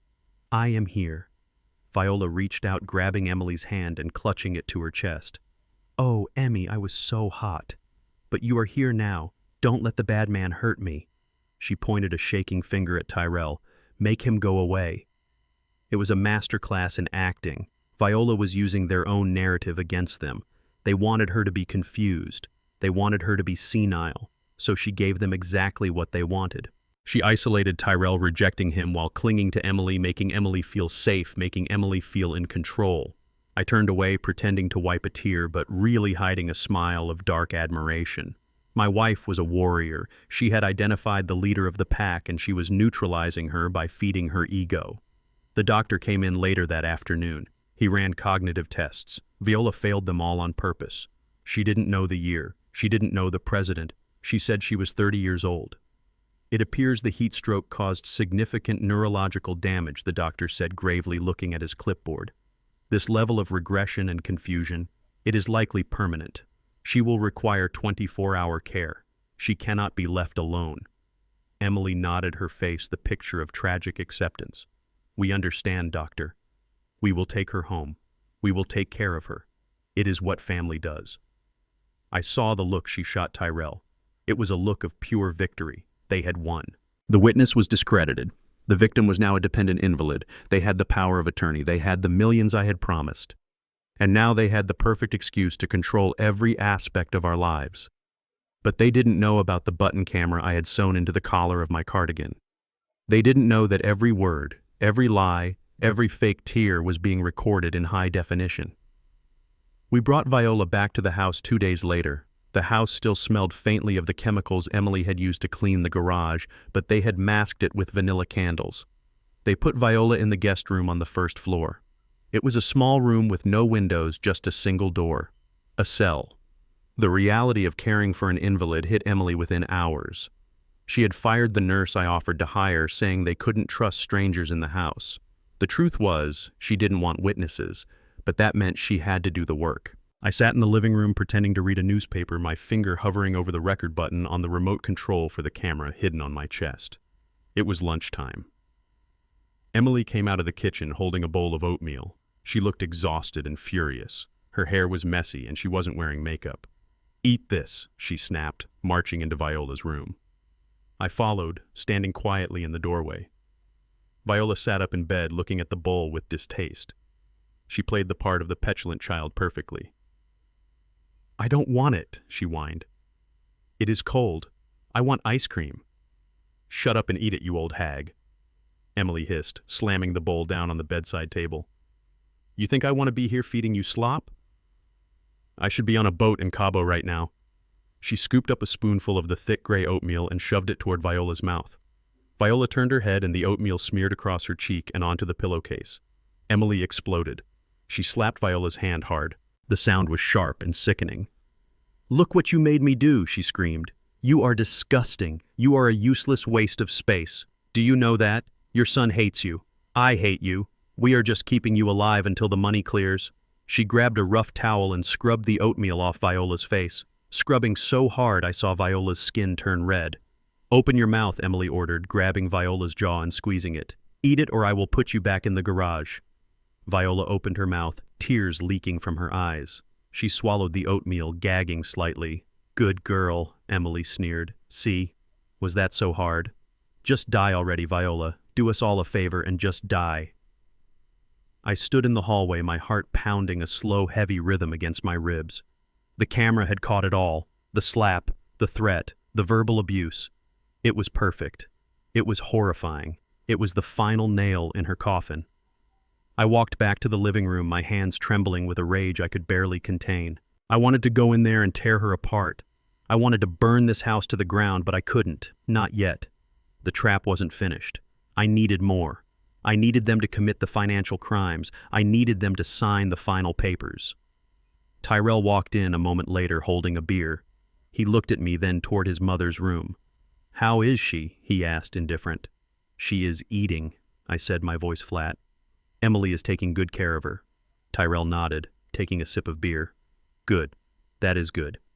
Hey, Dad, did you talk to the lawyer about the house in Los Angeles? The buyer is pushing for a closing date. The house, my home, the place where I built my life. They wanted to sell it for cash. I am working on it, son. I lied. I just need to find the deed. It is in the safe." "Okay," Tyrell said. "Well, hurry up. We have expenses. This home care isn't cheap, you know." He walked away, leaving me alone in the hallway. I touched the small camera on my collar. "You have no idea what expensive is, Tyrell," I thought, "but you are about to find out. The price of what you have done is going to be higher than you can count, and I am going to make sure you pay every single cent." I sat in the shadows of the hallway, my body pressed against the wall just outside the study door. It was 3 a.m. The house was silent except for the soft metallic click of a dial turning. Click, click, stop, click. I peered around the frame. Tyrell was kneeling in front of my floor safe, the safe I had taught him to open when he was 12 so he could get the emergency cash if there was ever a fire. He held a small flashlight in his mouth, the beam cutting through the darkness and illuminating his sweating face. He wasn't getting emergency cash. He was reaching into the back of the safe, pulling out the velvet-lined box that held my collection of antique pocket watches. My heart didn't race this time. It beat with a slow, heavy thud. Those watches were my history. One belonged to my grandfather, who was born a sharecropper and died a landowner. Another was a gift from Viola on our 10th anniversary. There was a Patek Philippe I had bought after my first major skyscraper contract was signed. They were worth more than money. They were time. They were memory, and my son was stuffing them into a gym bag like they were dirty laundry. He fumbled with one, a gold Hamilton, dropping it on the carpet. He cursed softly, wiping it on his pajama pants before tossing it into the bag. He didn't look at them. He didn't admire the craftsmanship or think about the men who had worn them. He only saw dollar signs. He only saw a way to pay off the bookie or buy Emily another bracelet. I wanted to step into the room. I wanted to grab him by the collar and ask him if he remembered the day I gave him his first watch. I wanted to ask him if he had any soul left at all. But I stayed in the shadows. I watched him zip the bag shut. I watched him lock the safe and wipe the dial with his sleeve, trying to erase his fingerprints. He stood up, looking around the empty room with the eyes of a thief. He crept out the French doors into the night. "Go ahead, Tyrell." I thought, watching him disappear into the dark. "Take them. Take the time. You are going to need it where you are going. Because where you are going, time stands still and every minute feels like a year." I waited until I heard his car start and pull away. Then I went back to my room. I didn't sleep. I picked up my phone and sent a text to my private investigator. He took the watches. Track him. The next morning, I sat at the kitchen table drinking coffee when Tyrell walked in. He looked exhausted. There were dark circles under his eyes, but he had a manic energy, a bounce in his step that told me he had money in his pocket. "Morning, Dad," he said, pouring himself a cup. "How did you sleep?" "Fine, son," I said, blowing on my coffee. "I dreamed about your grandfather." He was asking about his watch. "The gold Hamilton. I should get it out and polish it today." Tyrell froze. The cup stopped halfway to his mouth. A drop of coffee spilled onto his hand, but he didn't flinch. "Oh," he said, his voice tight. Maybe you should wait. You know how shaky your hands are. You don't want to drop it." I looked at him. I looked right into the eyes of the boy who used to cry when he stepped on a bug. "You are right," I said softly. "I am too clumsy. I might break it." He exhaled a long, relieved breath. He thought he had dodged a bullet. He didn't know the bullet was already in the chamber. 2 hours later, I was standing in a pawn shop on the bad side of town. The air smelled of stale cigarettes and desperation. My investigator had tracked Tyrell's phone here at 4 a.m. The pawnbroker was a large man behind bulletproof glass. He looked at me with suspicion until I pulled out a roll of $100 bills. "I am looking for a collection of watches," I said, "brought in early this morning by a young man, nervous, driving a silver BMW. The man's eyes flicked to the cash. "Yeah, I saw him. Desperate kid, didn't know what he had. Show me." He brought the box out from under the counter. There they were. My grandfather's Hamilton. My Patek. All of them jumbled together in a plastic bin. "How much did you give him for these?" I asked, my voice trembling with rage. $5,000, the man said with a shrug. $5,000. The Patek alone was worth $50. My son had sold my family legacy for pennies on the dollar. He had sold his history for a quick fix. "I will give you $6,000, I said, pushing the money through the slot. "And I want the receipt." The original ticket with his signature and his thumbprint. The man counted the money. He printed out a copy of the transaction. There it was. Tyrell King. His signature scrawled in hasty, jagged lines. His right thumbprint pressed in black ink. Proof of grand larceny. Proof of theft over $10,000. A felony. I took the watches and the receipt. I put the watches in my pocket next to my heart. I put the receipt in the folder with the voice recordings and the bank statements. I walked out of the pawn shop into the blinding sun. I felt heavy. Every piece of evidence I gathered was a stone adding weight to the burden of my grief. But I carried it. I carried it because I had to build the wall, and a wall needs stones. When I returned to the house, Emily was waiting for me in the living room. She was sitting in my favorite armchair looking like a queen on her throne. She was holding a stack of papers. "Odell, sit down," she said, not asking but commanding. "We need to talk about your house in Los Angeles." I sat on the edge of the sofa, clutching my cardigan around me. "The house," she asked. "Is something wrong?" "We have been looking at the finances," she said, lying smoothly. "The upkeep on that place is draining the trust. The taxes, the maintenance, the gardening, it is bleeding us dry, and since you are never going back there..." Never going back. She had decided I was never going home. "We think it is best to sell it," she continued. "The market is hot right now. We can liquidate the asset and put the money into the main account. It will be safer there." Sell my home. The home where I carried Viola across the threshold. The home where we raised Tyrell. The home I designed with my own hands, drawing the blueprints on our kitchen table. But all my things are there," I stammered, letting my lip quiver. "My books. Viola's piano." "We will put it in storage," Emily said, waving her hand dismissively. "Or we can sell it with the house. Most of it is old junk anyway. Who wants an old piano? Viola played that piano every Sunday. It wasn't junk. It was the heart of our home." Emily leaned forward, her eyes cold and predatory. "Look, Odell, we already have a buyer, an investment firm. They are offering cash. A quick close, no inspections, but they need an answer today." She pushed the papers across the coffee table toward me. "A sales contract. Sign it," she said. "Do it for the family. Do it so we can take care of Viola properly. She needs the best care, Odell. That costs money." She was threatening my wife's care again, using Viola as a hostage. I looked at the contract. The buyer was listed as Phoenix Horizon Holdings, LLC, a shell company. I knew it well. I picked up the pen. My hand shook violently. I let the tip of the pen scratch the paper, ruining the first signature line. "Oh, for God's sake," Emily hissed. "Steady your hand, old man. Just sign the damn paper." I took a deep breath. I looked at her. I looked at the greed radiating off her like heat waves. "Okay," I whispered. "Okay, Emily, if it helps Viola." I signed. Emily snatched the papers away before the ink was even dry. She smiled a triumphant shark-like grin. "Good," she said, standing up. "This is for the best. You will see. We are going to be so rich. I mean, so secure." She walked out of the room, already dialing her phone, probably to call Brad and tell him the money train had arrived. I stayed on the sofa. I listened to her footsteps fade. Phoenix Horizon Holdings, LLC. She didn't research the buyer. She didn't check the registration. If she had, she would have seen the name of the managing director. Robert Stein. I had just sold my own house to my own company. I had moved the asset from my personal name into a corporate shield she couldn't touch. She thought she had liquidated my fortress. She had actually just helped me reinforce the walls. I stood up and walked to the window. I looked out at the desert landscape. "You want the house, Emily," I thought. "You want the money. You want everything. Well, you just signed a contract with a ghost, and ghosts don't pay cash. Ghosts come back to haunt you. The doorbell rang at exactly 9 in the morning, cutting through the tense silence of the house like a knife.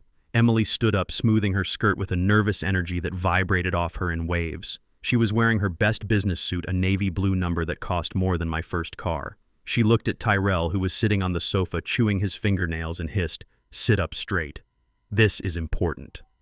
I sat in the armchair wrapped in my old cardigan, clutching a mug of cold tea with both hands to hide the fact that they were steady as rocks. I let my head loll slightly to the side, keeping my eyes half closed, the picture of a medicated, confused old man. Emily opened the door. A man walked in. He was tall, wearing a gray suit that was a size too small and shiny shoes that had never seen a courtroom floor. He carried a briefcase that looked brand new, stiff leather that hadn't yet been broken in by the weight of actual legal battles. "Odell," Emily said, her voice dripping with that fake sweetness she reserved for when she wanted something. "I want you to meet Mr. Blackwood. He is the family attorney we told you about. He is here to help you sign the transfer papers." I looked at Mr. Blackwood. He smiled a wide, predatory grin that showed too many teeth. He extended a hand. "Mr. King, it is an honor to assist you in this transition." I took his hand. It was clammy. I knew lawyers. I had worked with some of the best corporate attorneys in Los Angeles, men and women who commanded rooms with a whisper, who wore suits tailored on Savile Row and carried briefcases worn smooth by decades of winning. This man was not a lawyer. He was an actor, a bad one. I recognized the cheap cologne he wore. It was the same brand Tyrell used to buy in high school. I looked at his briefcase. There were no initials, no law firm logo. "Who are you?" I asked, my voice trembling on purpose. I thought we were using Robert Stein." Emily stiffened. "Robert is in Los Angeles. Odell," she said quickly, stepping between me and the fake lawyer. "Mr. Blackwood is local. He specializes in Arizona estate law. It is just a formality. We need someone licensed in this state to handle the immediate transfer." It was a lie. A trust transfer could be handled by any attorney licensed federally for estate planning. Robert Stein could have done this from the moon. They didn't want Robert because Robert would have read the fine print. Robert would have seen that they were trying to sign over not just management rights, but full irrevocable ownership. Mr. Blackwood sat down on the sofa, opening his briefcase. He pulled out a stack of documents thick as a Bible. "These are standard forms," Mr. King Blackwood said, tapping the paper. "Just granting your son and his lovely wife the ability to pay your bills and manage the upkeep of your properties. Standard procedure for a man of your advanced years." I squinted at the papers. I saw the words irrevocable gift deed and total asset liquidation authority. These weren't management forms. These were theft forms. They were legalizing the robbery of my entire life's work. Emily was hovering over me, her perfume suffocating in the close air. "Just sign it, Odell," she said, thrusting a pen at me. "A cheap plastic pen. Then we can go see Viola." "Don't you want to see Viola?" She was dangling my wife like a carrot again. I reached for the pen. I let my hand shake violently. My fingers fumbled with the plastic barrel and it clattered to the floor, rolling under the coffee table. "Oh, I am so clumsy," I muttered, staring at the floor. "My hands. The arthritis is bad today." Emily let out a noise of pure frustration, a guttural growl she tried to turn into a cough. She dropped to her knees, scrambling under the table to retrieve the pen. She came up, red-faced, hair slightly askew. "Here," she said, jamming the pen back into my hand. "Hold it tight." I held it. I looked at the paper. I looked at, the lines were swimming before my eyes, not because I couldn't see, but because I needed to buy time. I needed to stall. Robert Stein was on a private jet headed for Phoenix right now. He had texted me a code word on my burner phone before I hit it. "Eagle has landed." He was on his way here with the police, with the real documents, with the end of this nightmare.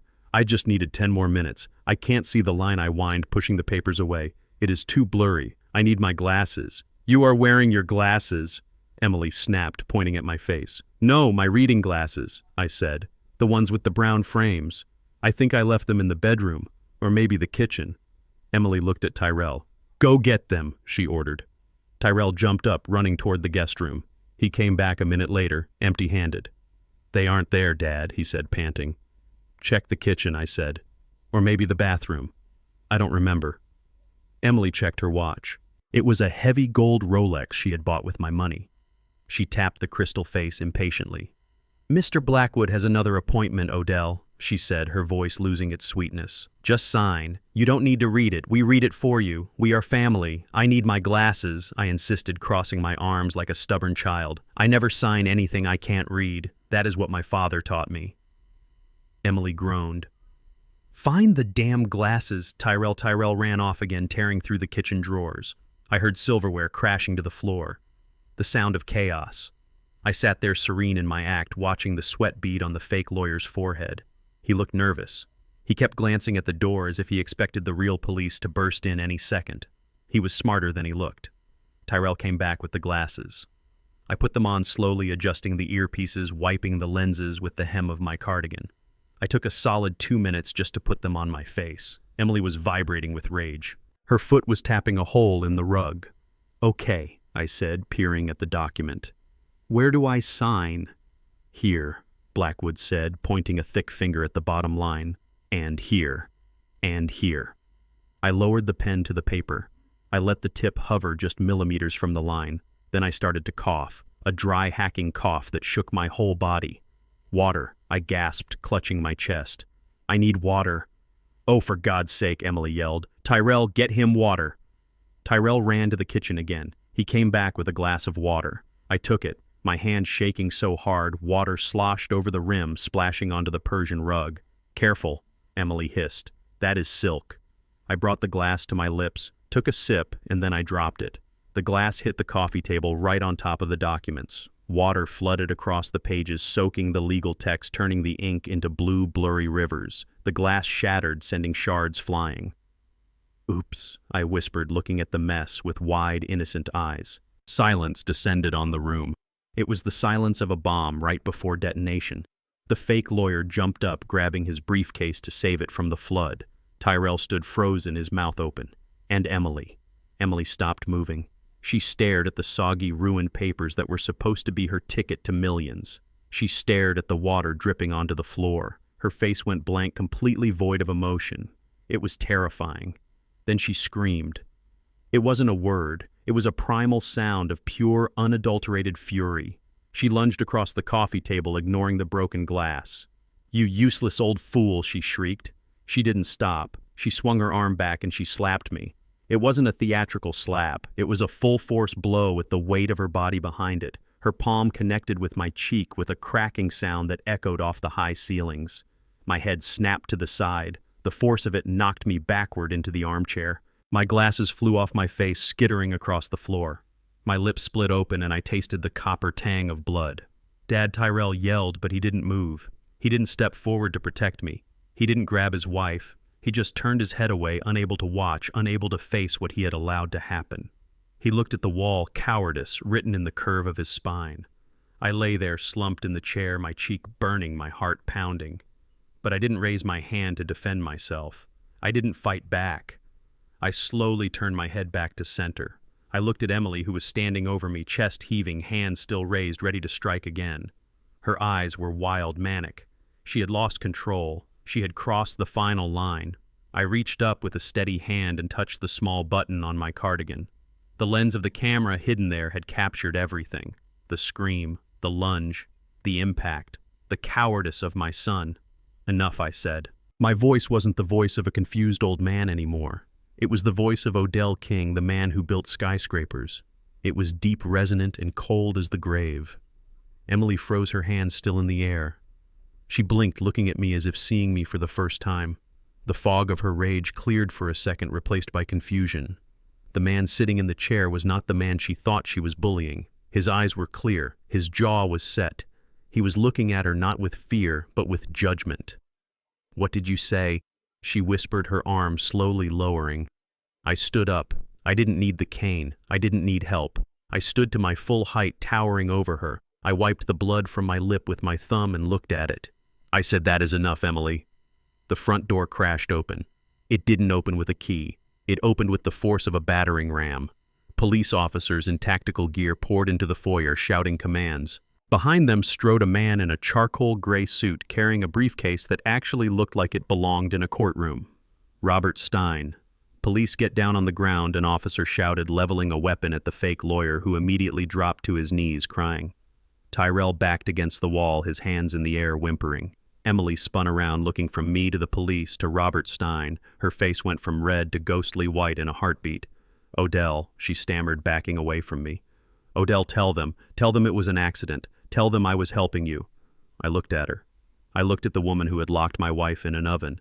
I looked at the woman who had just struck me in my own son's house. I looked directly into the lens of the police body camera on the officer approaching us. "Officer," I said, pointing at Emily, "I want to press charges: assault, battery, and attempted murder." Emily screamed as the handcuffs clicked around her wrists. Tyrell slid down the wall, burying his face in his hands, sobbing like a child. I walked over to Robert Stein. He handed me a handkerchief. "Are you okay, Odell?" he asked, looking at my swelling cheek.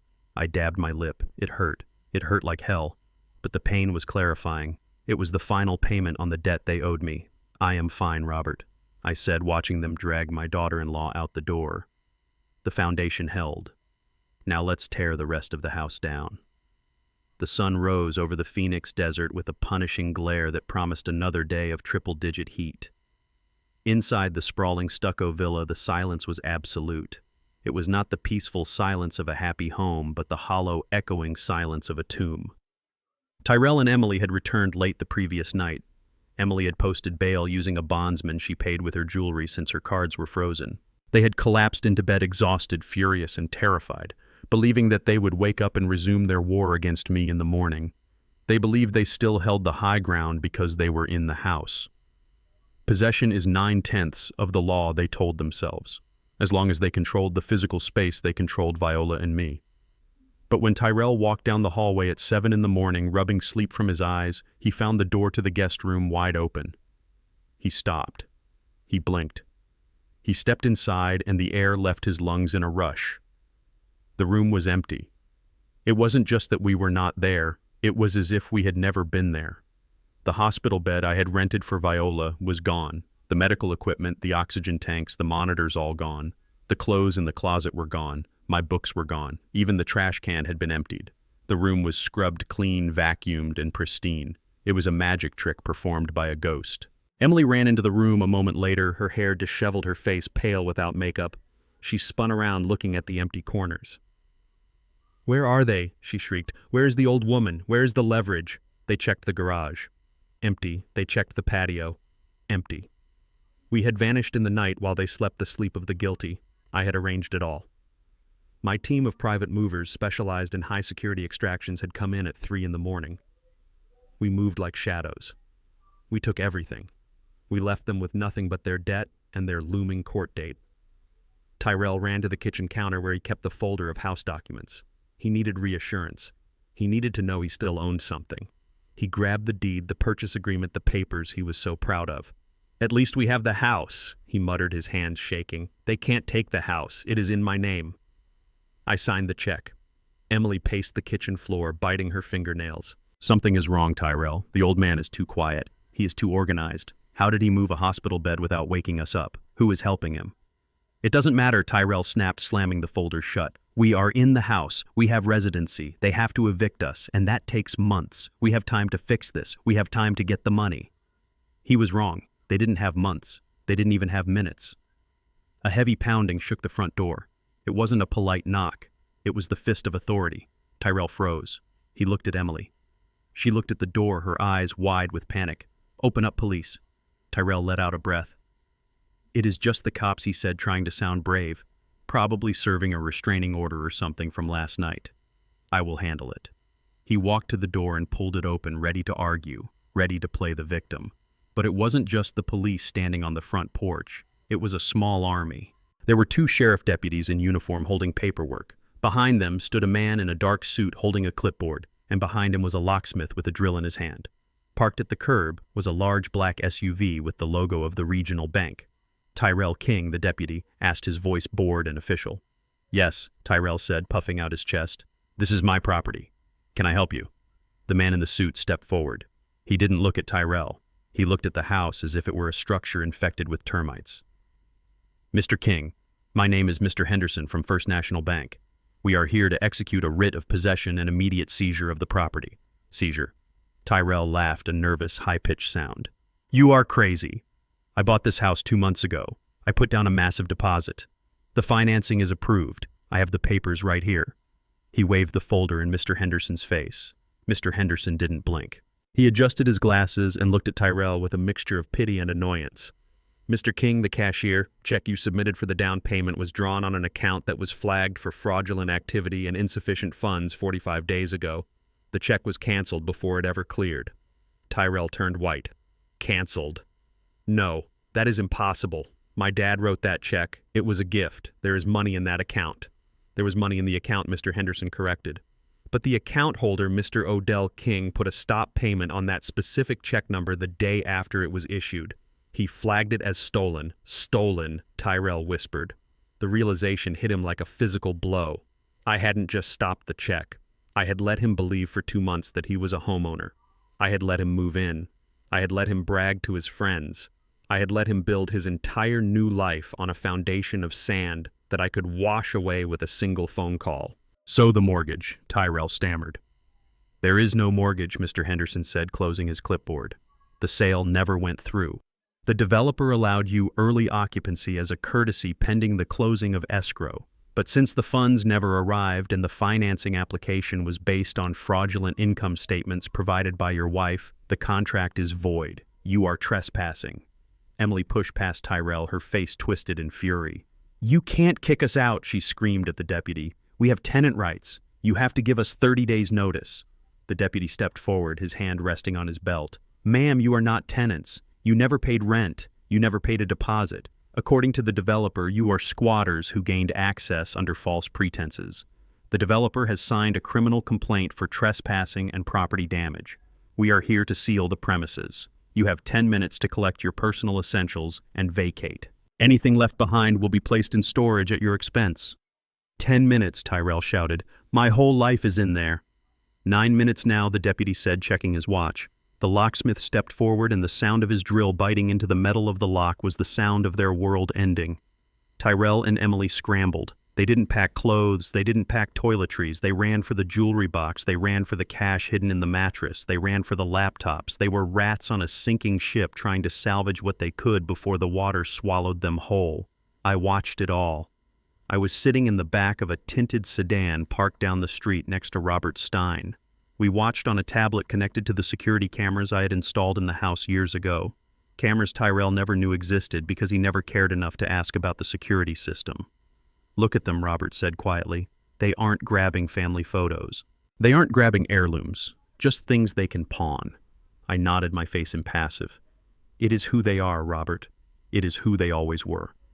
10 minutes later, they were standing on the sidewalk. The locksmith was placing a heavy padlock on the front door. A large orange sticker was slapped onto the wood. Seized. Tyrell stood there holding a laundry basket full of shoes and electronics. Emily was clutching her jewelry box. They looked pathetic. They looked small. The Arizona sun beat down on them mercilessly. Tyrell dropped the basket. He pulled out his phone. He was shaking with rage. I am calling the developer, he screamed at Emily, who was crying over her lost wardrobe. I am going to sue them. I am going to burn them down. I know people. He dialed the number for the management office of the luxury subdivision. He put it on speakerphone, his hand trembling. Answer, he hissed. Answer the phone. A pleasant female voice answered. Desert Ridge Developments, how may I direct your call? This is Tyrell King, Tyrell shouted into the phone. I am the owner of 442 Sunset Drive. Your people just kicked me out of my house. I want to speak to the owner. I want to speak to the head of the company right now, or I am calling the news. 1 moment, sir, the receptionist said calmly. I will transfer you to the director. Music played. Tyrell paced back and forth on the sidewalk, kicking at the stones. He looked at the sealed house, then at the neighbors who were watching from their windows. They are gonna pay for this, he muttered. They don't know who they are messing with. The music stopped. The line clicked open. Tyrell didn't wait. Listen to me, you son of a bitch, he yelled. You made a big mistake. I have rights. My father is Odell King. He is a famous architect. He has millions. If you don't unlock my door right now, I will sue you for every penny you have. Hello, Tyrell, I said into the phone. Tyrell stopped. He froze mid-step. He pulled the phone away from his ear and looked at it as if it had bitten him. Then he put it back slowly. Dad, he whispered. Why do you have this phone? I leaned back in the leather seat of my car, watching my son on the screen. Because I own the company Tyrell, I said, my voice calm and cold. I am the developer. I designed Desert Ridge. I built it. I own every brick, every beam, and every grain of sand you are standing on. Tyrell dropped to his knees on the sidewalk. The phone fell from his hand, but I could still hear his ragged breathing. Emily stared at him, horror dawning on her face. Welcome to my project, son. I continued, speaking to the open line. You wanted to live in a house I built. Well, you did, and now you are evicted from it. But you said you were retired, Tyrell stammered, picking up the phone. You said you were just a gardener. I said I was tired, Tyrell. I never said I was finished. I built this empire with these two hands. And I built that house for you. I was going to give it to you. It was your wedding present. The deed was in my safe, waiting for your anniversary. A sound of pure anguish escaped Tyrell's throat, a wail of regret. But you couldn't wait, could you? I said. You had to steal it. You had to hurt your mother. You had to try to kill us for it. Well, now you know. You were stealing from yourself. You were burning down your own inheritance. Dad, please. Tyrell begged, tears streaming down his face. We have nowhere to go. All our money is gone. Emily's cards are frozen. We are on the street. I know, I said. It is a hot day, Tyrell. Make sure you drink plenty of water. I hung up the phone. I watched on the screen as Tyrell curled into a ball on the sidewalk. Emily was screaming at him, hitting his shoulder with her purse, but he didn't react. He was broken. He finally understood the scope of his failure. He hadn't just fought his father. He had fought God in his own universe, and he had lost. Drive Robert, I said, turning off the tablet. We have to go pick up Viola. She has a spa appointment at the new penthouse. As we drove away, I didn't look back. The rearview mirror was for the past. I was looking forward. I was looking at the new life I was building on the rubble of their greed, and it was going to be a beautiful structure. I moved Viola to the Phoenix Sanctuary, a private rehabilitation facility nestled in the foothills of the mountains where the air was cleaner and the security was tighter than a federal prison. She was resting in a suite that looked more like a 5-star hotel than a hospital. I sat by her side, holding her hand, watching the color slowly return to her cheeks. The nightmare of the garage felt distant here, but I knew the monsters were still at the gate. I had expected them to take a few days to find us, but desperation makes people resourceful. It was 2 p.m. when the peace of the sanctuary was shattered. I heard the commotion from down the hall, raised voices, the scuffling of feet, a shrill scream that I recognized instantly. It was Emily. I stood up and walked to the door of the suite. I motioned for the private security detail I had hired to stand ready. 2 large men in dark suits nodded and stepped into the corridor, blocking the entrance to Viola room. I stepped out behind them just as Tyrell and Emily rounded the corner. They looked like refugees from a disaster. Tyrell was wearing the same wrinkled clothes he had been wearing when he was evicted. Emily's makeup was smeared and her hair was a tangled mess. But her eyes were wild with a manic energy. "There he is," she screamed, pointing a shaking finger at me. He kidnapped her. Arrest him. They were flanked by a bewildered nurse and a hospital administrator who was trying to calm them down. Tyrell rushed forward, his face a mask of frantic rage. "Dad, give her back," he shouted. "You can't just take her. She is sick. She needs us." I stood my ground, my hands clasped behind my back. I looked at my son, and I saw a drowning man trying to pull everyone else down with him. "She doesn't need you, Tyrell," I said, my voice calm and projecting down the hallway. "She needs to be away from the people who tried to cook her alive." "You are senile," Emily yelled, trying to push past the administrator. "You don't know what you are doing. We have rights. We are her legal guardians. You are nothing, I said. You are trespassers, you are abusers, and you are not setting one foot in this room." Emily didn't listen. She lunged. She moved with the speed of a cornered animal trying to dodge the security guards to get to the door. She thought if she could just touch Viola, if she could just get her claws into her victim again, she could regain control. She thought she could scream at Viola and force her into submission like she did in the garage. "Move," she shrieked, clawing at the arm of the security guard. "Let me in. She is my mother-in-law. I have to save her from this crazy old man." The guard didn't budge. He simply caught her arm and held her back with the ease of a man restraining a child. Emily thrashed, kicking and spitting. "Let me go!" she screamed, her voice cracking. "Viola! Viola, help me! He is hurting me!" She was trying to trigger Viola. She was trying to use my wife's confusion against her, hoping that hearing her name would bring her running. But the room was soundproofed and Viola was sedated, sleeping peacefully for the first time in weeks. I looked at Tyrell. He was standing back, letting his wife do the fighting. As always. "Control your wife, Tyrell," I said coldly, "before these men break her arm." Tyrell stepped forward, but he didn't grab Emily. He looked at me with pleading eyes. "Dad, please," he begged. "We have nowhere to go." "They took the house. They froze the accounts. We need Mom. If she signs the papers, we can fix this. Just let me talk to her, just 5 minutes." It always came back to the papers. Even now, standing in a hospital hallway looking like a beggar, he was only thinking about the signature. "She isn't going to sign Tyrell," I said. "She remembers. She remembers everything." Tyrell's face went pale. Emily stopped struggling for a second, panting heavily. "She remembers what Emily spat, the delusions of a sick woman. No one will believe her. I am her caretaker. I demand to see her." She tried to lunge again, reaching for the door handle. The guard stepped forward, blocking her path completely. Emily lost her balance and fell to the floor. She sat there for a moment, stunned, and then she began to pound her fists on the tile, screaming in a temper tantrum that would have shamed a toddler. "I want my money," she howled. "It is my money. We earned it. We put up with you people for years. Give me what is mine." The mask had slipped completely. There was no more pretense of love, no more fake concern. Just the raw, ugly greed that had been driving her from the start. Doctors and nurses were peering out of rooms down the hall, witnessing the spectacle. Patients were watching. I saw the disgust on their faces. They saw a young woman screaming about money while an old man stood protecting his sick wife. I signaled to one of the guards. He handed me the thick manila envelope I had prepared for this exact moment. I walked over to where Emily was sitting on the floor and where Tyrell was standing shivering in the air conditioning. "You want what is yours?" I asked, opening the envelope. "You want the truth. Well, here it is." I reached into the envelope and pulled out a stack of high-resolution photographs. I threw them into the air.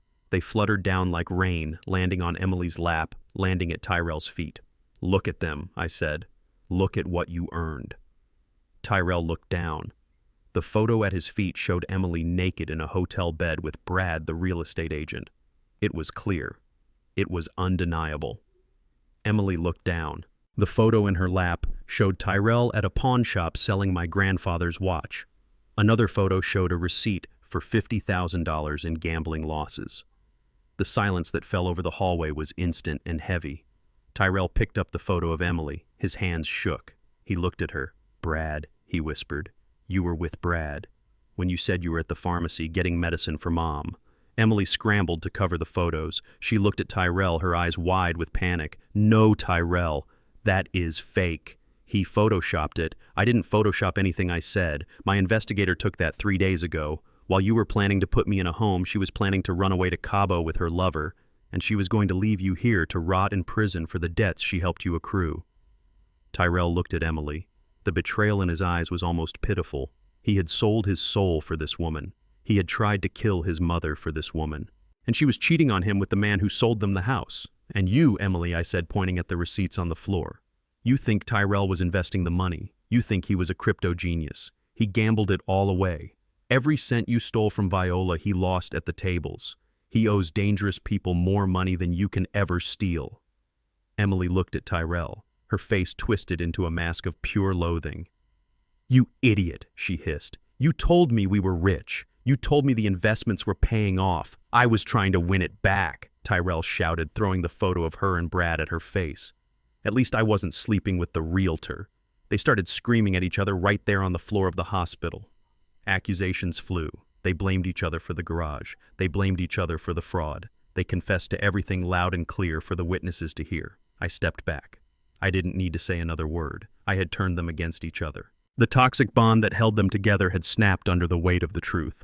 Hospital security arrived a moment later, accompanied by 2 police officers who had been called when the disturbance started. "Get them out of here," I told the officers. "They are trespassing, and they are harassing a patient." The officers grabbed Tyrell and Emily, pulling them apart. They were still screaming at each other, spitting venom as they were dragged down the hallway. "I hate you," Emily screamed at Tyrell. "I should have left you years ago." "You are a monster," Tyrell yelled back. "You made me do it." I watched them go. I watched my son being hauled away like a common criminal. I felt a deep ache in my chest, a mourning for the boy he used to be. But the man he had become needed to be stopped. I turned back to the nurses and doctors who were staring at me in shock. "I am sorry for the disturbance," I said, smoothing my jacket. "My family is going through a difficult transition." I walked back into the suite. Viola was still sleeping. The noise hadn't woke her. I sat down in the chair beside her bed and took her hand. It was warm. She was safe. The confrontation was over. But the war wasn't. They were broken and divided, but they were still free.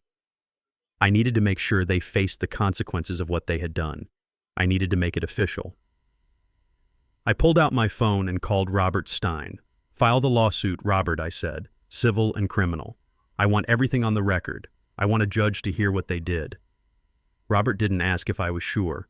He knew. "It is already drafted, Odell," he said. "We will serve them tomorrow morning." I hung up. I looked at Viola's peaceful face. "Rest, my love," I whispered. "The foundation holds. And tomorrow, we start the demolition." The courtroom smelled of floor wax and old wood, a scent that usually reminded me of the libraries I loved, but today smelled like judgment. I sat at the plaintiff's table, my back straight, my hands clasped in front of me, resting on the polished mahogany. I was wearing my best charcoal suit, the one I wore to groundbreaking ceremonies for my biggest skyscrapers. Beside me sat Robert Stein, my lawyer and friend, who arranged his papers with the precision of a surgeon preparing for an operation. Across the aisle sat the defendants, my son Tyrell and his wife Emily. They had tried to dress the part of the victims. Tyrell wore a suit that was slightly too big, making him look shrunken and pathetic. He stared at the table, refusing to lift his head. Emily wore a modest cream-colored dress and a cardigan, trying to look like a demure church-going housewife. She had scrubbed the makeup from her face to appear younger and more innocent. But I knew what lay beneath that soft fabric. I knew the heart of stone that beat in her chest. We were here for the civil trial first. I was suing them for intentional infliction of emotional distress, elder abuse, assault, and battery. It was the first step in the dismantling of their lives. The criminal investigation was ongoing, but I wanted this. I wanted them to answer to me in a public forum. I wanted the record to show exactly who they were before they were locked away. The judge entered. Judge Harrison was a stern woman with gray hair and eyes that had seen every variety of human lie. She took her seat and looked over her glasses at the courtroom. It was packed.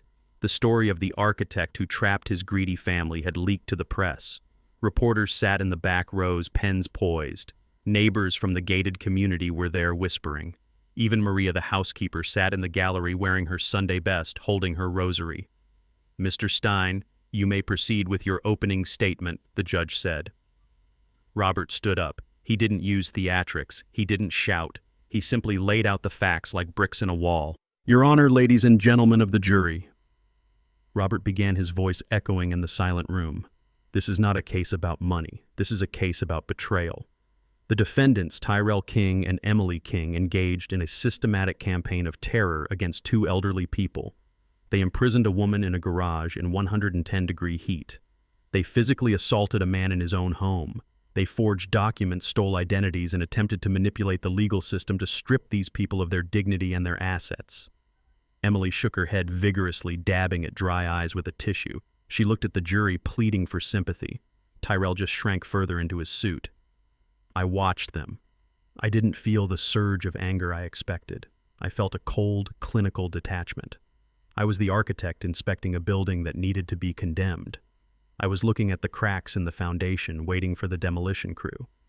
When it was the defense's turn, Emily's lawyer stood up. "Mr. Vance was a flashy man with a shiny suit and a smile that looked like it cost more than my car. He was known for defending the indefensible, for twisting the truth until it snapped." He walked toward the jury box, leaning on the railing, looking each juror in the eye. "Ladies and gentlemen," Mr. Vance said, his voice smooth as oil, "you are going to hear a very dramatic story today. A story about a garage and a heater and a poor, helpless mother. But I ask you to look at the man sitting at the plaintiff's table. Look at Odell King." He pointed a finger at me. I didn't blink. I stared right back at him. "Mr. King is a powerful man," Vance continued. "He is a wealthy architect, a man used to controlling his environment, a man used to building things, and that is exactly what he has done here. He has built a narrative. He has constructed a trap for his son and daughter-in-law because he disapproves of their lifestyle." He walked over to Emily and placed a hand on her shoulder. "This young woman is not a monster," he said. "She is a caretaker. She was trying to help a woman suffering from dementia. The garage incident was a terrible accident caused by Mrs. King's own confusion, and the allegations of assault against Mr. King. Pure fabrication." Vance turned back to me, his eyes hard. "We will prove that Odell King staged these events, that he used his knowledge of technology and construction to frame these young people, that he doctored audio, that he manipulated video. This is not a case of elder abuse. This is a case of a tyrannical father punishing his children for trying to be independent." A murmur went through the courtroom. I saw doubt flicker in the eyes of a few jurors. Vance was good. He was spinning a tale that played on their prejudices, the powerful rich father crushing the struggling young couple. He was using my strength against me. Emily looked up at me then. A small smirk played on her lips, hidden from the jury by her hand. She thought she had found a way out. She thought her lawyer could talk her way out of the oven she had built. I felt Robert tense beside me. He leaned over. "He is opening the door," Robert whispered. "By claiming fabrication, he is allowing us to authenticate the evidence in open court. He just made a mistake." I nodded. "Let him talk, Robert. Let him build his tower. The higher he builds it, the harder it falls." Vance continued for 20 minutes painting me as a villain. He claimed I had hired actors to play fake lawyers. He claimed I had hacked their bank accounts. He claimed I was the one who locked Viola in the garage to frame them. It was a masterpiece of lies woven together with threads of half-truths. When he finally sat down, he looked satisfied. He thought he had sown enough doubt to win. "Mr. Stein, call your first witness," the judge said. "We call the defendants," Robert said. "We would like to present our evidence directly to them." The judge nodded. "Proceed." Robert walked to the evidence table. He picked up a small plastic bag containing the silver voice recorder pen. He also picked up a laptop connected to the court's audio-visual system. "Mr. Vance claims that my client fabricated the events of that day," Robert said, addressing the jury. "He claims that the locking of Viola King in a garage was an accident or a setup. He claims the assault on Odell King never happened." Robert plugged the recorder into the speaker system. The sound of static filled the room. This recording was taken from a device found by Mr. King underneath a cabinet in the garage on the day of the incident, Robert explained. It was recorded by Viola King during her entrapment. He pressed play. The courtroom filled with the sound of the industrial heater. The hum was low and menacing. Then came the banging. And then came Emily's voice. "It is getting hot in there, Viola, isn't it?" The jurors sat up straighter. They looked at Emily. She had gone pale, the smirk wiped from her face. "Sign the papers. Just slide them under the door." The voice on the recording was undeniable. It was cruel, sharp, and mocking. It wasn't the voice of a caretaker. It was the voice of a torturer. "You people are all the same. So greedy." The racial slur hit the room like a physical slap. Several jurors gasped. One woman covered her mouth with her hand. Emily shrank in her seat, shaking her head, muttering, "No, no, no." Then Tyrell's voice came on. "Mom, just do it. Stop being dramatic." Tyrell closed his eyes, tears leaking out. He knew. He knew there was no coming back from this. Robert let the recording play to the end. The sound of Viola begging for water, the sound of Emily laughing. When silence fell again, the atmosphere in the room had changed completely. The doubt was gone, replaced by a heavy, suffocating horror. "But we are not done," Robert said. He turned to the laptop. "Mr. Vance also claims that the assault on Mr. King was fabricated. That Mr. King is a tyrant who bullies his family." He pulled up the video file from the button camera. He projected it onto the large screen on the wall. The image was clear, high definition. It showed the living room of my son's house. It showed the fake lawyer sweating. It showed me playing the confused old man spilling water. And then it showed Emily. The video showed her face twisting into a mask of pure, unadulterated rage. It showed her lunging across the table. It showed her hand connecting with my face. The sound of the slap cracked through the courtroom speakers, a sharp violence that made everyone flinch.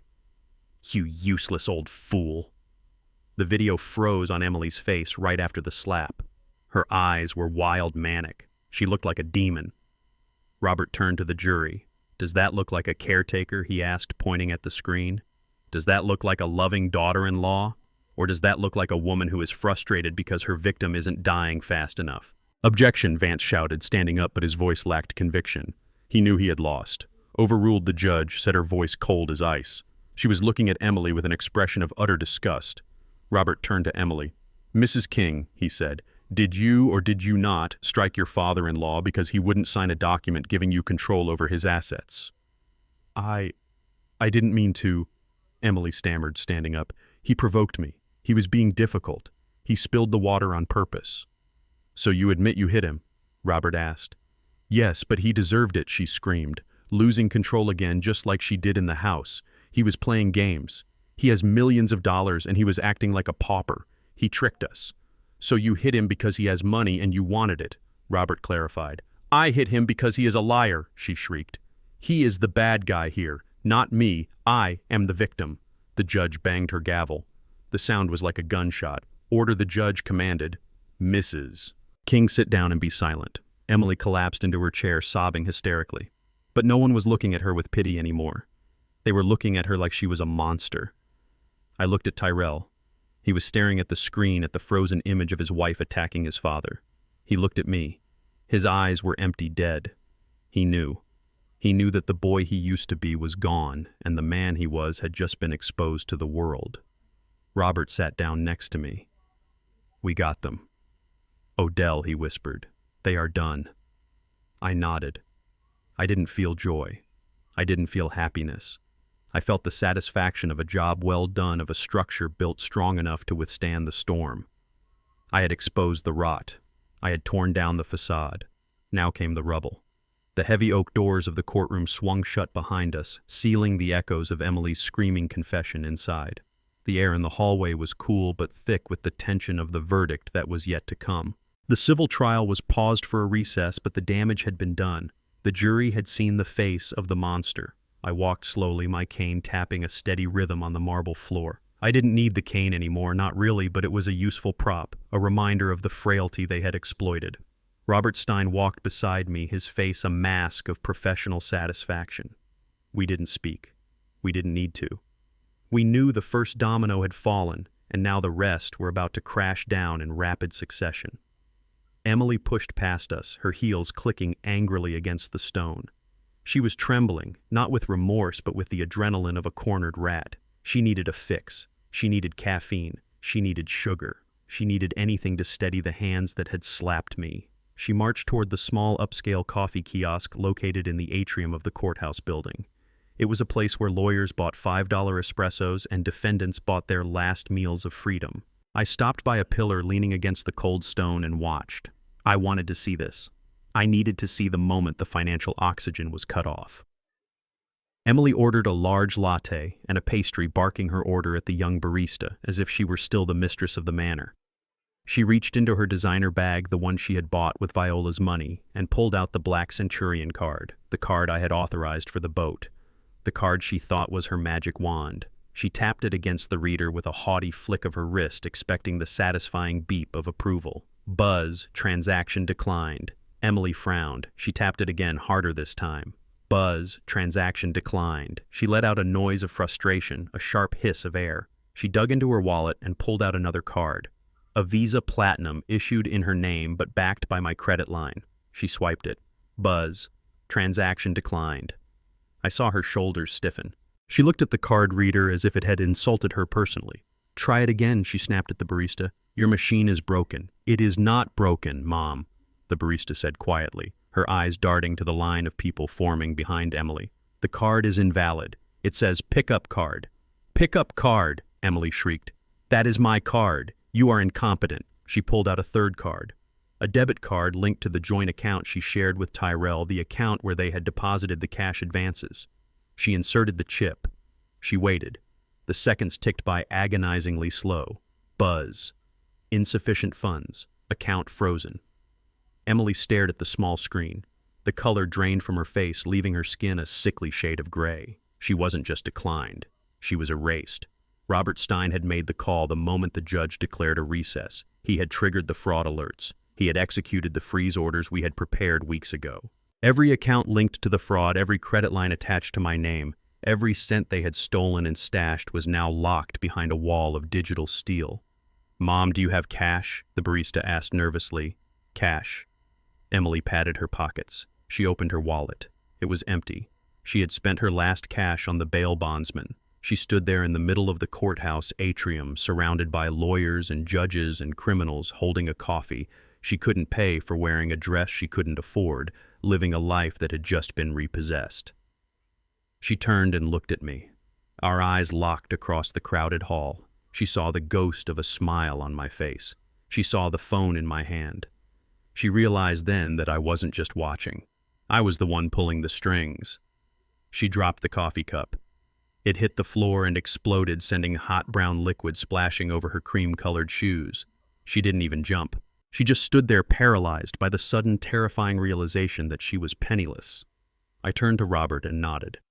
Phase 1 was complete. The Queen had been stripped of her power. Now it was time for the pawn to fall. We walked out of the courthouse into the blinding Arizona sun. Tyrell was sitting on a concrete bench near the fountain, his head in his hands. He looked like a man waiting for the executioner. He didn't know the executioner was already standing in front of him holding a clipboard. A process server, a large man with a bored expression, was tapping Tyrell on the shoulder. "Tyrell King," the man asked. Tyrell looked up, blinking against the glare. "Yeah. What now? You have been served." The man dropped a thick envelope onto Tyrell's lap and walked away. Tyrell stared at it. It wasn't a standard court summons. It was thick, heavy, bound with official government tape. He picked it up, his hands shaking so badly he could barely tear the flap. He pulled out the documents. I stood 10 feet away watching as he read the cover letter. I saw his eyes widen. I saw his jaw drop. I saw the moment his soul left his body. The document was a demand for immediate payment. It was from the Internal Revenue Service and the State Franchise Tax Board, but it wasn't for his personal taxes. It was for the Phantom Trust. When Tyrell signed those papers in the bank, thinking he was taking control of my millions, he hadn't read the liability clauses. He hadn't noticed that the trust was structured as a pass-through entity for a series of distressed commercial assets I had acquired years ago, specifically for a moment like this. Assets that carried massive deferred tax liabilities and penalties for early liquidation. By signing as the primary executor and beneficiary, and by attempting to move funds immediately, he had triggered a balloon payment clause. He owed $5 million, and he owed it today. Dad, Tyrell whispered, looking up at me. His voice was thin, reedy like a child's. "Dad, what is this? It says I owe $5 million. It says they are seizing my future earnings. It says I am liable for fraud penalties." I walked over to him. I cast a shadow over him, blocking out the sun. "You wanted the estate, Tyrell," I said, my voice devoid of pity. "You wanted the responsibility. You told the bank manager you could handle it. You signed the papers. You said you wanted to be the man of the house." "But I don't have $5 million, he wailed, tears cutting tracks through the dust on his face. "I don't have anything." "I know," I said. "That is the problem with stealing things you don't understand, son. Sometimes you steal a diamond and sometimes you steal a grenade. You pulled the pin the moment you signed your name." Tyrell looked at the papers again. He saw the liens. He saw the potential prison time for tax evasion if the debt wasn't settled. He saw his life stretching out before him, not as a millionaire playboy, but as an indentured servant to the government. "You set me up," he gasped. You knew this debt was here." "I didn't set you up, Tyrell," I corrected him. "I gave you a choice. I offered you a trust. A trust implies trust. If you had waited, if you had been honest, if you had treated your mother with human decency, Robert would have managed that debt. I would have paid it off over time. But you were greedy. You wanted it all, and you wanted it now. So now it is yours. All of it." He dropped the papers. They scattered on the concrete, blowing in the hot wind. He leaned forward and vomited onto his cheap shoes. His body convulsed, rejecting the reality of his ruin. He was bankrupt. He was in debt beyond his wildest nightmares, and he had done it to himself. Emily came running out of the courthouse then. She was limping, one shoe stained with coffee, her hair wild. She saw Tyrell vomiting. She saw the papers. She saw me standing there like a statue of judgment. She didn't go to her husband. She didn't try to comfort him. She stopped dead in her tracks. She did the math in a split second. No money, no credit cards, a husband with a $5 million debt. She reached into her purse. She pulled out her secret phone, the burner she used to call Brad. I knew about Brad. I knew about the plan to run away. I knew about the jewelry she had been siphoning off, giving it to him for safekeeping. It was her escape pod, her golden parachute. She dialed a number. She put the phone to her ear, turning away from us, trying to hide her desperation. "Brad," she hissed into the phone. "Brad, pick up. Where are you?" "I am at the courthouse. It all went wrong. We have to go. Now. Bring the car. Bring the bag." She waited. Silence. She dialed again, her fingers stabbing the screen. "Brad, answer me, damn it." I watched her. I checked my watch. My private investigator had sent me the update 10 minutes ago. Brad was currently boarding a flight to Costa Rica. He was alone. Well, he wasn't entirely alone. He had a carry-on bag filled with Viola's vintage jewelry and the cash Emily had stolen from the ATM withdrawals. Emily lowered the phone. She looked at the screen. She opened the tracking app she had installed on Brad's phone because thieves never trust other thieves. I saw the color leave her face. I saw her knees buckle. She stared at the blue dot on the map, moving away from the airport, moving away from her, moving away with her future. "He is gone," she whispered. The realization was a physical blow. He left me. She looked at me. She looked at Tyrell retching on the bench. She looked at the empty street. She had betrayed everyone. She had destroyed a family. She had committed crimes. And for what? For a lover who saw her exactly as she saw us, as a mark. As a fool. No, she screamed, throwing the phone at the ground. It shattered, sending plastic and glass skittering across the pavement. "No, no, no!" She fell to her knees in the middle of the sidewalk. She wasn't crying for us. She wasn't crying for her sins. She was crying because she had lost the game. She was crying because she was alone. I looked at Robert. "It is time," I said. Robert nodded and signaled to a police cruiser that had been waiting down the street. It pulled up to the curb, silently, lights flashing. We weren't done. The financial ruin was just the appetizer. The main course was justice, and the handcuffs the officer was pulling from his belt were the silverware. I looked at my son and his wife one last time. They were broken. They were destitute. They were alone. But they were still free, and that was about to change. 3 months had passed since the courthouse revelation. The Phoenix heat had broken, giving way to the heavy gray skies of monsoon season. I stood on the balcony of the penthouse I had bought in secret 5 years ago. It was a fortress of glass and steel overlooking the city that had tried to swallow me whole. The rain was coming down in sheets, a relentless deluge that washed the dust from the palm trees and turned the streets into rivers. I held a glass of aged scotch in my hand, not to drink but to feel the warmth of the crystal against my palm. The intercom buzzed. It was the concierge from the lobby. "Mr. King," he said, his voice respectful and hushed.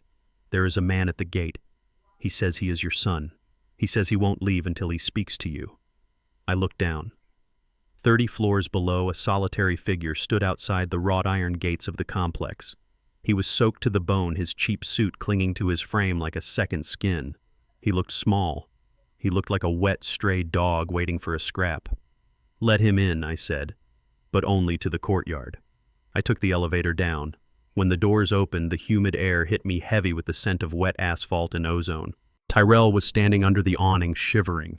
His shoes were ruined. His hair was plastered to his skull. He held a soggy cardboard box in his hands, his entire life reduced to a few possessions he had managed to salvage from the wreckage I had orchestrated. "Dad," he whispered when he saw me.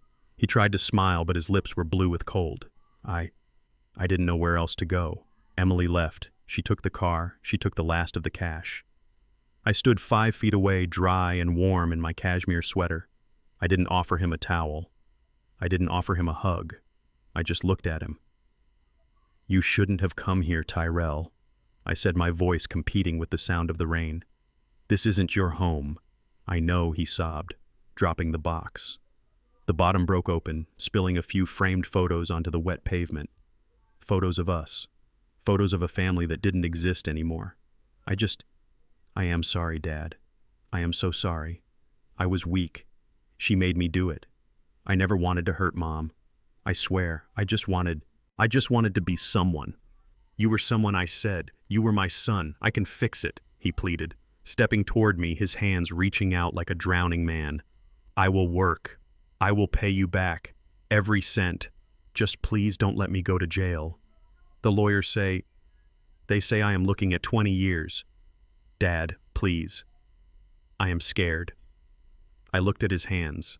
The same hands that had locked the garage door. The same hands that had stolen my watches. The same hands that had signed his mother's death warrant for a few $1,000s. You should be scared, I said. Fear is the only thing that makes you honest. Tyrell fell to his knees in a puddle. He wept, his shoulders heaving. It was a pathetic sight. A man destroyed by his own greed, begging for salvation from the father he had tried to destroy. Then the elevator doors behind me opened again. Tyrell looked up, hope flaring in his eyes. "Mom," he whispered. Viola stepped out. She wasn't the broken, bruised woman he had last seen in the hospital. She wasn't the confused invalid he had tried to create. She was magnificent. She wore a silk emerald green dress that flowed around her like water. Her hair was styled in elegant silver braids. She wore the diamond necklace I had given her for our 40th anniversary. She looked like a queen. She looked like justice personified. She walked past me, her heels clicking rhythmically on the stone. She stopped in front of Tyrell. She didn't look down at him with pity. She looked at him with a gaze so cold it could have frozen the rain. Mom, Tyrell choked out, crawling toward her. "Mom, tell him to help me. I am your baby." Viola didn't move away. She stood her ground. "My baby died," she said. Her voice was soft, but it carried the weight of a mountain. "My baby was a sweet boy who used to pick me dandelions. My baby cried when his goldfish died." "You are not him. Mom, please," Tyrell begged, clutching the hem of her dress. "I love you." "Love?" Viola laughed, a dry, humorless sound. "You don't know what love is, Tyrell. Love is protection. Love is sacrifice. Love is not locking your mother in an oven because your wife wants a boat. Love is not watching your father get slapped and looking the other way." She reached down and pried his fingers off her dress one by one. "You broke my heart, Tyrell," she said, her voice trembling with suppressed rage. "You didn't just break the law. You didn't just break trust. You broke the one thing that was supposed to be unbreakable. You broke the bond between mother and child." She stepped back, smoothing the silk where his dirty hands had touched it. "I forgave you for breaking my vase when you were 6, Viola said. "I forgave you for crashing the car when you were 16. I forgave you for failing out of your first college, but I cannot forgive you for this. I cannot forgive you for looking at me and seeing a dollar sign instead of a human being." "But I am your son," he wailed. "No," she said, turning her back on him. "You are a stranger who shares my DNA, and strangers don't get to call me Mom." She walked back to the elevator, not looking back once. She pressed the button and the doors closed, shielding her from the sight of the monster she had birthed. I looked at Tyrell. He was curled on the ground, sobbing into the wet concrete. He was alone. He was truly, finally alone. The sound of sirens cut through the rain. They weren't coming for a medical emergency. They were coming for him. 2 police cruisers pulled up to the curb lights, flashing blue and red against the gray sky. Officers stepped out, putting on their rain slickers. They didn't run. They walked with the purposeful stride of men who knew their target wasn't going anywhere. Tyrell stood up, wiping his face with muddy hands. He looked at the police, then at me. "You called them," he whispered. "I didn't have to," I said. "The grand jury indicted you an hour ago. Attempted murder, conspiracy, fraud, elder abuse. It is a long list, Tyrell." Emily stepped out of a taxi that had just pulled up behind the police cars. She looked like a ghost. She was wearing sweatpants and a stained t-shirt. She saw the police. She saw Tyrell. She saw me. She didn't run to her husband. She didn't try to help him. She pointed a finger at him, screaming over the sound of the rain. It was him. She shrieked at the officers. It was his idea. He made me do it. He said his parents were useless. He said they deserved it. Tyrell looked at her with pure hatred. "You liar!" he screamed, lunging at her. "You turned on the heater. You laughed." The officers grabbed them. One tackled Tyrell, pressing his face into the wet sidewalk. Another grabbed Emily, spinning her around and slamming her against the hood of the cruiser. "You have the right to remain silent," an officer shouted, reciting the words they should have heard months ago. Emily screamed, thrashing against the handcuffs. "Odell, help me!" she yelled, looking at me with wild, desperate eyes. "Tell them I was a victim. Tell them he forced me." I watched as the metal cuffs clicked shut around her wrists. I watched as they shoved Tyrell into the back of one car and Emily into the other. They were separated finally by the steel and glass of the law. I walked to the gate. I stood there in the rain, the water soaking my loafers, but I didn't care. I watched the cars drive away, their lights fading into the storm. "Goodbye, son," I whispered. I turned and walked back into the lobby. The concierge handed me a towel. "Is everything all right, Mr. King?" he asked, concerned. "Everything is perfect," I said, drying my face. "The trash has been taken out." I took the elevator back up to the penthouse. Viola was waiting for me on the balcony holding 2 glasses of champagne. The rain was stopping. The clouds were breaking apart, revealing a sliver of golden sun. "It is done," she said, handing me a glass. "It is done," I agreed. We stood there watching the city, watching the world wash itself clean. The foundation had held, the storm had passed, and we were still standing. The desert sun hung low in the sky, casting long, distorted shadows across the pavement as we pulled up to the house on Sunset Drive. It had been 2 weeks since the arrest, since the trial, since the destruction of the family we thought we had. The house looked different now. It was no longer the shiny trophy my son had tried to steal. It was a crime scene, a monument to greed.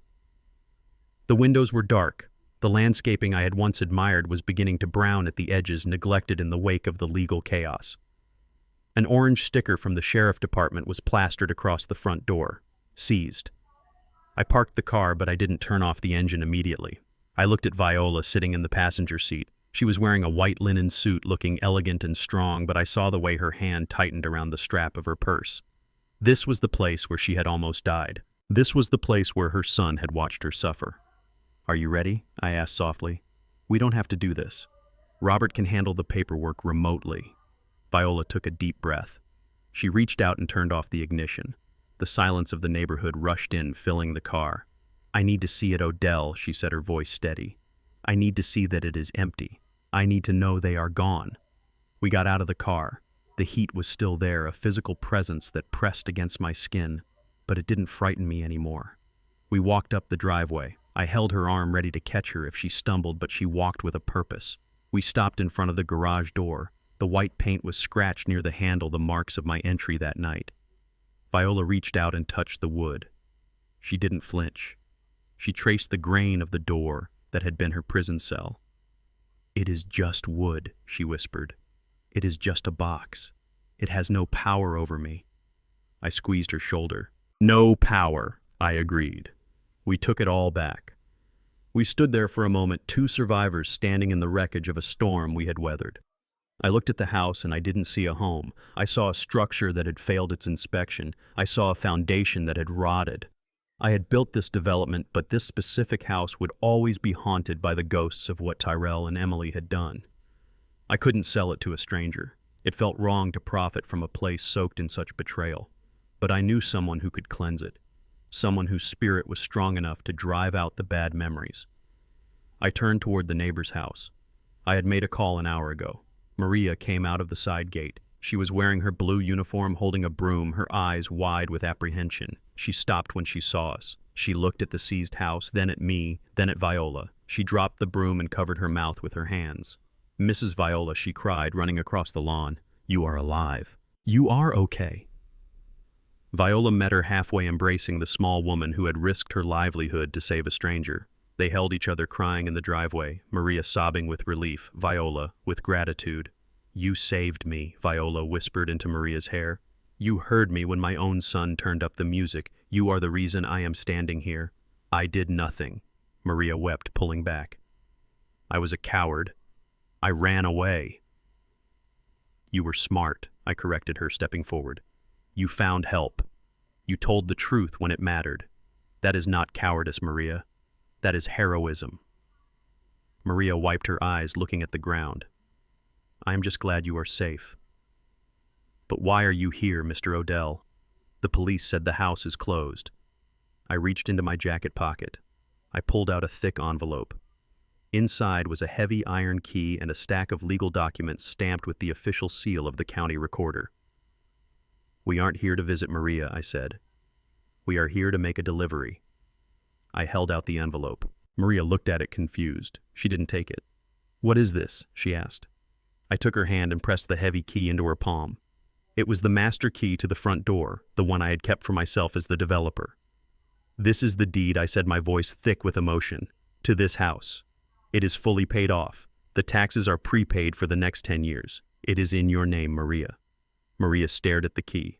She looked at the massive stucco house behind me. She looked at me as if I were speaking a language she didn't understand.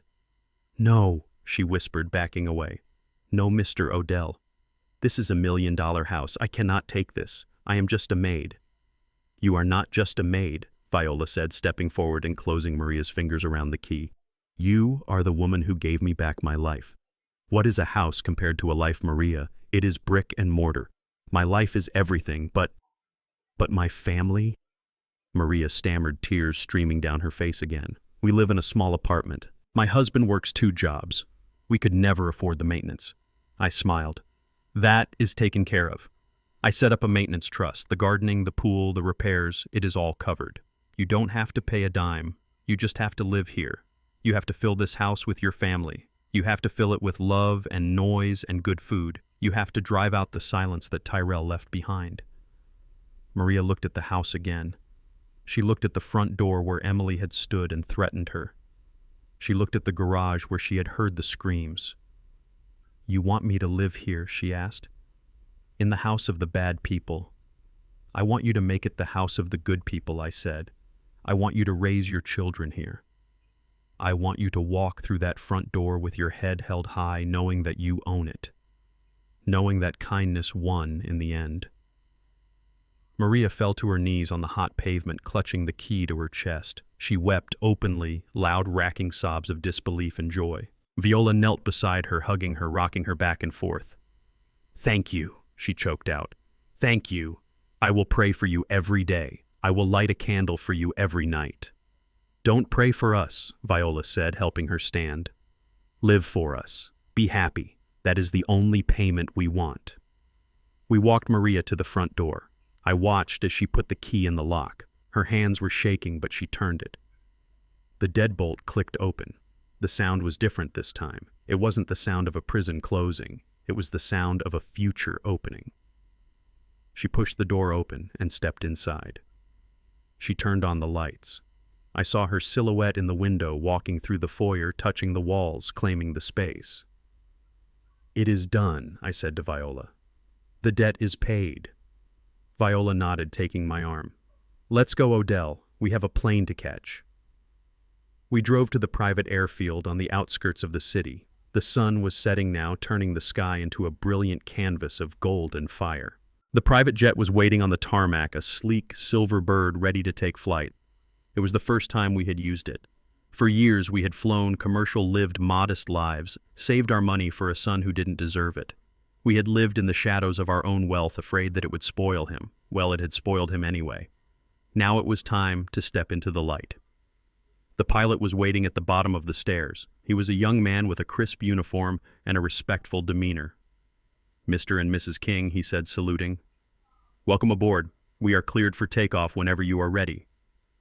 Destination is Paris, correct? Paris, Viola said, smiling. And then Rome, and then maybe Tokyo. We haven't decided yet. We have time, I said, taking her hand. We have all the time in the world. I helped her up the stairs. She moved with a grace that defied her age and her injuries. She was healing. We were both healing. I paused at the top of the stairs and looked back at the city of Phoenix, spreading out toward the horizon. Somewhere in that grid of lights, my son was sitting in a jail cell waiting for his trial. Somewhere else, Emily was doing the same. They were trapped in the boxes they had built for themselves. Small concrete rooms where the only currency was regret. I felt a pang of sadness, a ghost of the fatherly love I had carried for so long. But it was distant now, fading like a radio signal as you drive away from the station. I had done my duty. I had raised him. I had loved him. And when he turned on me, I had stopped him. I had protected my wife. I had upheld justice. There was nothing left to mourn. I turned away from the city and stepped into the cabin. The interior was soft leather and polished wood. It smelled of fresh flowers and champagne. It smelled of freedom. I sat down next to Viola. She was looking out the window, watching the ground crew pull the chocks from the wheels. She reached over and took my hand. Her grip was strong. We did it. Odell, she said, we survived. We did more than survive, Viola, I said, kissing her knuckles.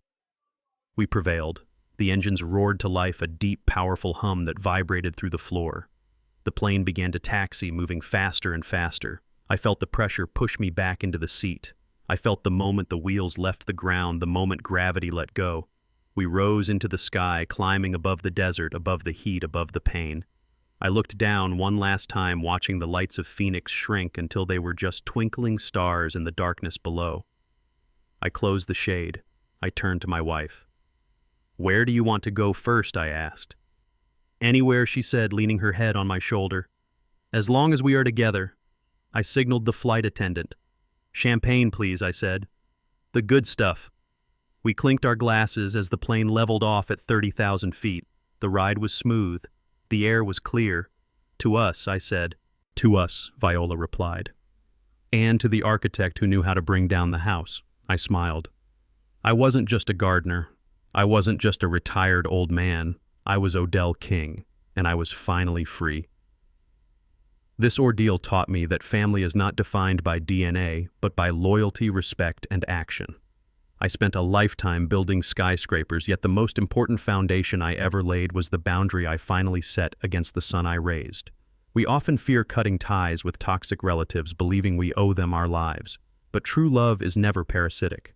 I learned that you cannot save people who are determined to destroy you, no matter how much you love them. Never mistake silence for weakness, and never let the title of family become a license for abuse. Sometimes you have to demolish the old life to build a true sanctuary for your peace. If you believe justice was served today, please hit that like button and subscribe to the channel for more stories of truth and redemption. What would you have done if you were in my shoes? Let me know your thoughts in the comments below.